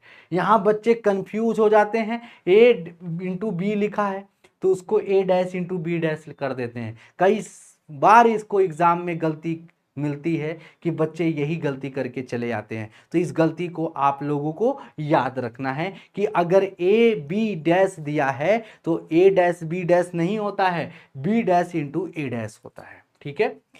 ये तीन प्रॉपर्टी बहुत ज्यादा इंपॉर्टेंट थी और इनको आपको याद रखना है। चलिए क्लियर है आप सभी को, सभी को क्लियर है, क्या आप सभी को क्लियर है बच्चों, डन, बोलोगे हाँ जी सर क्लियर है। अगर आपको क्लियर है तो इसका उत्तर का जवाब दे दो भाई, इस उत्तर का जवाब दे दो भाई, इस उत्तर का जवाब दे। यदि ए बराबर दिया है 1 2 3 4 5 6, यानी आपको 2/3 का एक आव्यूह दिया है और आपसे पूछ रहा है ए डैश निकालो, यानी इसका ट्रांसपोज ज्ञात करना है, इसका परिवर्त बताना है, क्या होगा इसका परिवर्त। चलिए बताइए इसका परिवर्त क्या होगा बच्चों, इसका परिवर्त यानी इसका ट्रांसपोज बताना है, क्या होगा बताइए। तो इसका जो परिवर्त होगा, अगर ये बराबर क्या दिया हुआ बाबू, 1 2 3 दिया है, 4 5 6 दिया है, तो इसका ट्रांसपोज जो होगा वो क्या होगा, एक पहली पंक्ति पहला, पहली पंक्ति पहली पंक्ति आ गई, दूसरी पंक्ति दूसरा स्तंभ हो जाएगा, यानी 1 2 3 4 5 6, यानी सी ऑप्शन करेक्ट हो जाएगा। ठीक है बाबू, क्या बात सबको समझ में आ गई, क्या सी ऑप्शन करेक्ट हो जाएगा, बोलोगे हाँ जी सर। अब आते हैं लास्ट टॉपिक आपका जो बचा हुआ है, और वो लास्ट टॉपिक आपका बचा हुआ है मेरे भाई, सममित आव्यूह तथा विषम सममित आव्यूह। सिमेट्रिक तथा स्क्यू सिमेट्रिक मैट्रिक्स क्या होता है, आइए चलते हैं इसको जरा जल्दी से समझ लेते हैं। तो सिमेट्रिक मैट्रिक्स को हिंदी में कहते हैं भाई सममित आव्यूह। सममित आव्यूह कुछ और नहीं भाई, ये होता क्या है मैं तुम्हें बताना चाहता हूं। सममित आव्यूह वो आव्यूह होता है कि यदि ट्रांसपोज करने के बाद कोई आव्यूह अगर ए दिया है, अगर उसको ट्रांसपोज करने के बाद हूबहूब ए के बराबर मिल जाए, हूबहूब ए के बराबर मिल जाए प्यारे बच्चों, हूबहूब ए के बराबर मिल जाए, तो ऐसे आव्यूह को क्या कहते हैं भाई, सममित आव्यूह कहते हैं। जैसे अगर इस तरह से हम लिख सकते हैं कि अगर ए आई जे दिया हुआ है ना, ए आई जे दिया हुआ है, और इसका अगर तुमने ट्रांसपोज किया, क्या भैया, अगर तुमने इसका ट्रांसपोज किया तो हूबहूब यही चीज मिल जाए, ए जे आई के बराबर हो जाए, एकदम यही चीज हूबहूब मिल जाए, बोलोगे सर एकदम बराबर मिल जाए, तो ऐसे आव्यूह को क्या कहते हैं, हम सिमेट्रिक मैट्रिक्स यानी सममित आव्यूह कहते हैं। तो ये इतनी बात बस याद रखना है। जैसे एक उदाहरण आपके सामने यहां पे दिया गया है, सभी लोग ध्यान से देखें, ए बराबर ये दिया हुआ है, सभी को दिख रहा है, अगर इसका ए ट्रांसपोज ज्ञात किया जाए, ए ट्रांसपोज ए का परिवर्त, तो पहली पंक्ति पहला स्तंभ हो जाएगा, बोलोगे हाँ जी सर। दूसरी पंक्ति दूसरा स्तंभ हो जाएगा 2 -1.5 और -1। बोलोगे हाँ जी सर। तीसरी पंक्ति तीसरा स्तंभ हो जाएगा 3 -1 और 1। तो ये आपका ए बराबर अगर यह दिए हैं तो ए डैश बराबर ये तुम्हारे पास दे दिया गया। तो ये आप देख पा रहे हो कि ए भी एकदम वही चीज और ए डैश भी वही चीज, यानी ए डैश जो है ए के एकदम हूबहू दिख रहा है। तो ऐसे अवयव को क्या कहते हैं? सममित अवयव कहते हैं बच्चों। क्या कहते हैं भाई? सममित अवयव कहते हैं, यानी सिमेट्रिक मैट्रिक्स कहते हैं। इसी का जस्ट उल्टा थोड़ा सा माइनर डिफरेंस होगा विषम सममित अवयव। विषम सममित अवयव को बोलते हैं स्क्यू सिमेट्रिक मैट्रिक। क्या बच्चों? Skew symmetric matric, skew symmetric और मैट्रिसेस, ठीक है। स्क्यू सिमेट्रिक मैट्रिसेस क्या होता है प्यारे बच्चों कि ऐसा कोई अवयव अगर उसका परिवर्त करने पर, अगर कोई अवयव ए है, क्या बच्चों? अगर कोई अवयव ए है, इसका परिवर्त करने पर अगर -a के बराबर आ जाए, क्या आ जाए? -a के बराबर आ जाए, तो ऐसे केस में हम लोग क्या कहते हैं? विषम सममित अवयव यानी स्क्यू सिमेट्रिक मैट्रिक्स कहते हैं। जरा ध्यान से देखो इस प्रश्न को। यदि a बराबर ये दिया हुआ है, अगर इसका ट्रांसपोज किया जाए, इसका परिवर्त ज्ञात किया जाए मेरे लाल, तो क्या होगा सर? पहली पंक्ति पहला स्तंभ हो जाएगा 0EF हो जाएगा। बोलो, ये दूसरी पंक्ति दूसरा स्तंभ बना देंगे -E0G हो जाएगा। तीसरी पंक्ति तीसरा स्तंभ हो जाएगा -F -G और 0। तो आपको देखने को क्या मिला मेरे भाई?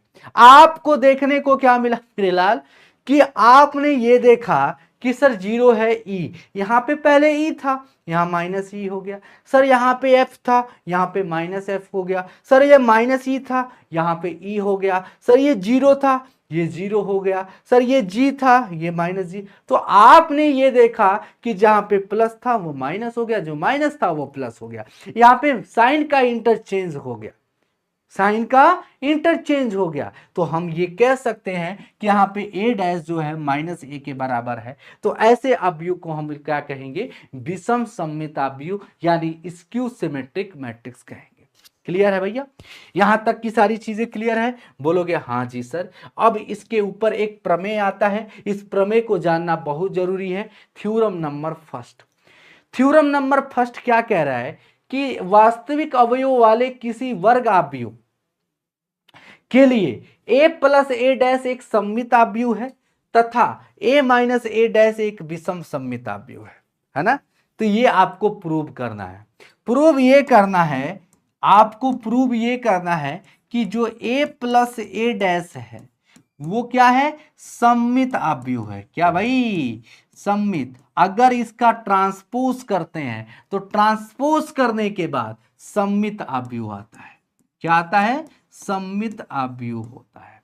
चलिए सभी लोग तैयार हैं इसको प्रूव करने के लिए कि माना a + a' जो है, माना a + a' क्या है? माना c बराबर a + a' है। करेक्ट है? दोनों तरफ परिवर्त करने पर, दोनों तरफ अगर परिवर्त क्या रे तो क्या हो जाएगा भैया? a + a' का फिर डैश, तो सी डैश यानी इसका परिवर्त। और अभी तुमने प्रॉपर्टी सीखा कि अगर यदि अभी अपनी परिवर्त का प्रॉपर्टी सीखा कि अगर a + b है और इसका परिवर्त किया जाए तो a परिवर्त + b परिवर्त के बराबर हो जाता है। क्या आपने सीखा है? बोलोगे हाँ जी सर सीखा है। तो a का परिवर्त बच्चों और प्लस a' का भी परिवर्त, बोलो होगा कि नहीं? तो भैया क्या हो जाएगा? a' हो जाएगा और a' का भी डैश यानी a हो जाएगा। करेक्ट है भाई? a' + a हो जाएगा। तो आपने यहां पे क्या देखा? आपने क्योंकि a' का डैश ये भी आप जानते हो, इसकी भी प्रॉपर्टी आपने पढ़ा, वो a के बराबर होती है। तो यहां पे c बराबर भी a + a' और c' बराबर भी a + a'। तो हम ये कह सकते हैं c जो है c' के बराबर हो रहा है, अतः यह क्या है? अतः सममित अवयव है। यह क्या है? यह सममित अवयव है। सिमेट्रिक मैट्रिक्स है। क्लियर है आप सभी को? क्या आप सभी को क्लियर है? बोलोगे हाँ जी सर। अच्छा, दूसरा क्या आपको प्रूव करना है बच्चों? दूसरा प्रूव करना है कि a माइनस ए डैश जो होता है वो एक विषम सममित आव्यूह होता है। क्या भाई? विषम सममित आव्यूह होता है। विषम सममित आव्यूह होता है। ठीक है, a माइनस ए डैश जो होता है विषम सममित आव्यूह यानी स्क्यू सिमेट्रिक। तो हम क्या लिखेंगे कि माना बच्चों a माइनस ए डैश जो है वो क्या है? c के बराबर है।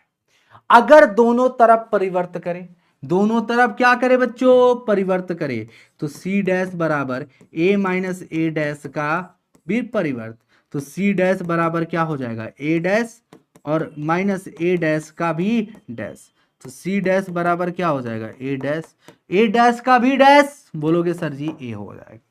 लेकिन आपने ये देखा था कि c बराबर क्या है? a माइनस ए डैश है, लेकिन यहां c डैश बराबर क्या दिख रहा है? a डैश माइनस ए। हूबहू वो चीज तो नहीं मिल रहा है। यहाँ a पॉजिटिव है, यहाँ a नेगेटिव है। सर a डैश यहाँ नेगेटिव है, a डैश यहाँ पॉजिटिव है। तो यदि अगर यहाँ पे माइनस कॉमन ले लिया जाए तो हम a माइनस ए डैश लिख सकते हैं। बोलो भैया, ऐसा कर सकते हैं? तो आपको क्या मिला? a माइनस ए डैश बराबर c, a minus A dash, तो c डैश बराबर देखो खूब क्या मिल रहा है? माइनस c के बराबर मिल रहा है। तो हम ये कहेंगे कि a माइनस ए डैश क्या है? एक विषम सममित आव्यूह है बच्चों। अतः यह एक क्या है? विषम सममित आव्यूह है। विषम सममित आव्यूह।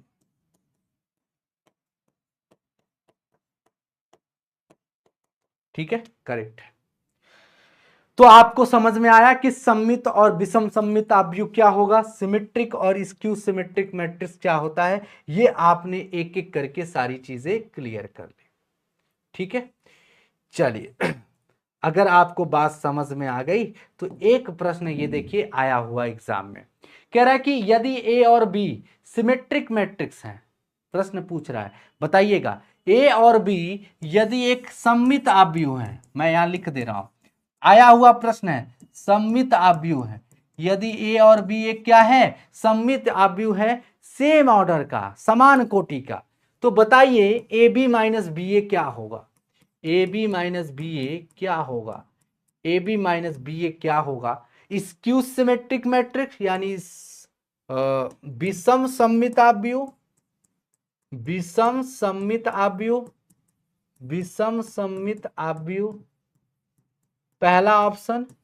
दूसरा ऑप्शन कह रहा है कि सिमेट्रिक मैट्रिक्स यानी सममित आव्यूह बच्चों, सममित आव्यूह, सममित आव्यूह, और तीसरा आपके पास है जीरो मैट्रिक्स यानी क्या? शून्य आव्यूह। क्या भाई? शून्य आव्यूह, शून्य आव्यूह, शून्य आव्यूह।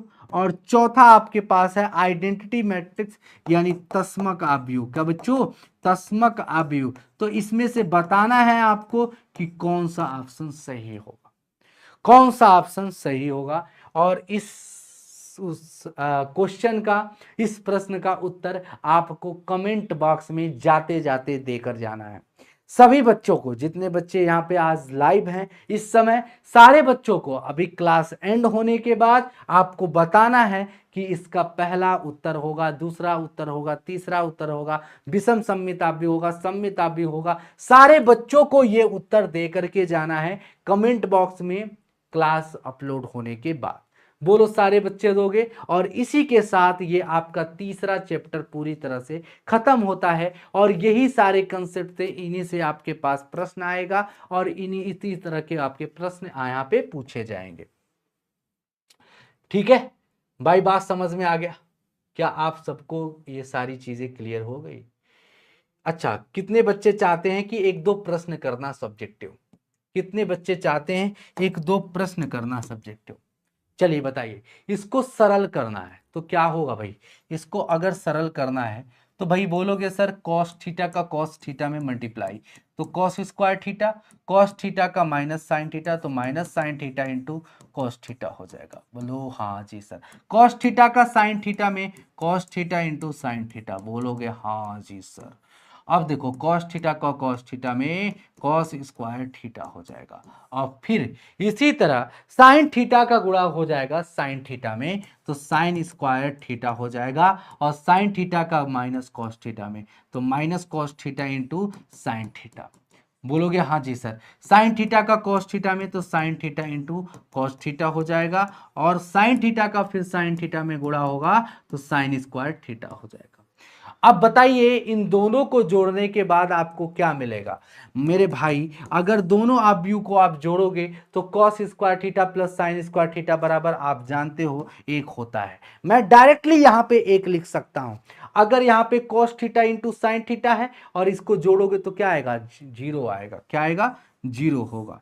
इसको और इसको जोड़ोगे तो क्या आएगा? बोलोगे सर जीरो यहां पे भी आएगा। Cos square theta plus sine square theta 1 आएगा, और ये आ गया आपका एक तस्मक आव्यूह। क्या आ गया बच्चों?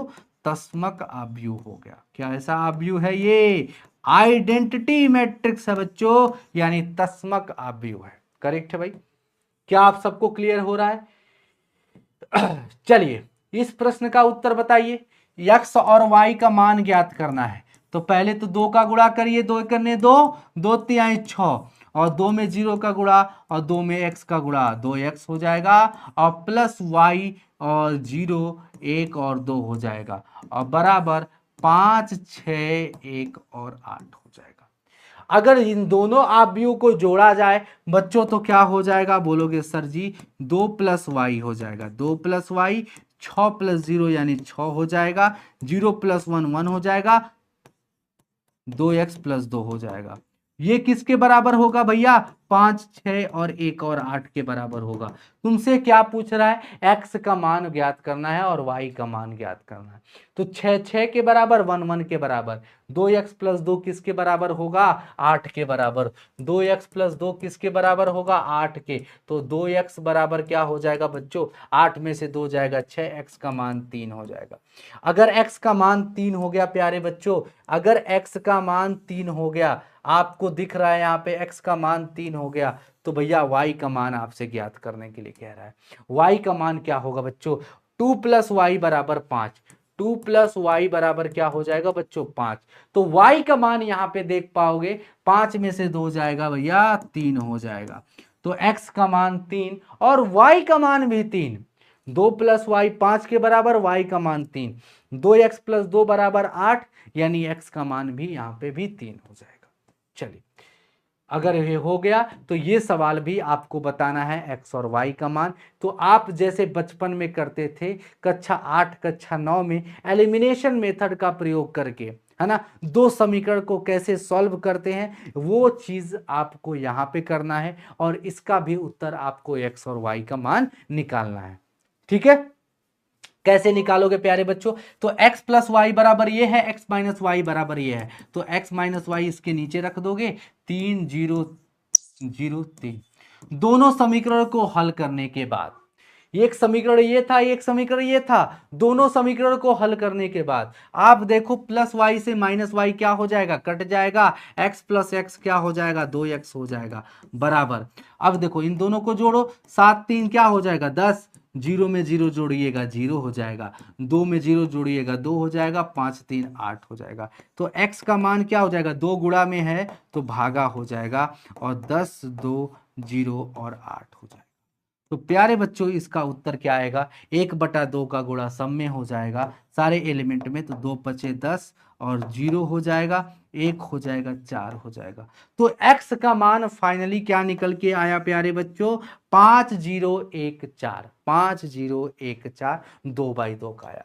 और इसी तरह आप x का मान निकाल लिए तो y का मान भी आपको निकालना है। ठीक है बच्चों, सबको समझ में आ गया? अगर सबको समझ में आ गया प्यारे बच्चों तो इस सवाल का उत्तर भी आपको निकालना है। और फाइनली जाते जाते मैं फिर से कह रहा हूं, ये तो आपको तुरंत कमेंट बॉक्स में उत्तर देना है, इसका उत्तर क्या होगा? ये आपका HW। तो मिलते हैं अगले वन शॉट के साथ, और वहां पे हम सीखेंगे डिटर्मिनेंट। तो अगली जो चैप्टर होगा, अगला चैप्टर जो हम पढ़ने वाले हैं वो शारीरिक को पढ़ने वाले हैं, शारीरिक को पूरी तरह से खत्म करने वाले हैं। Thank you very much.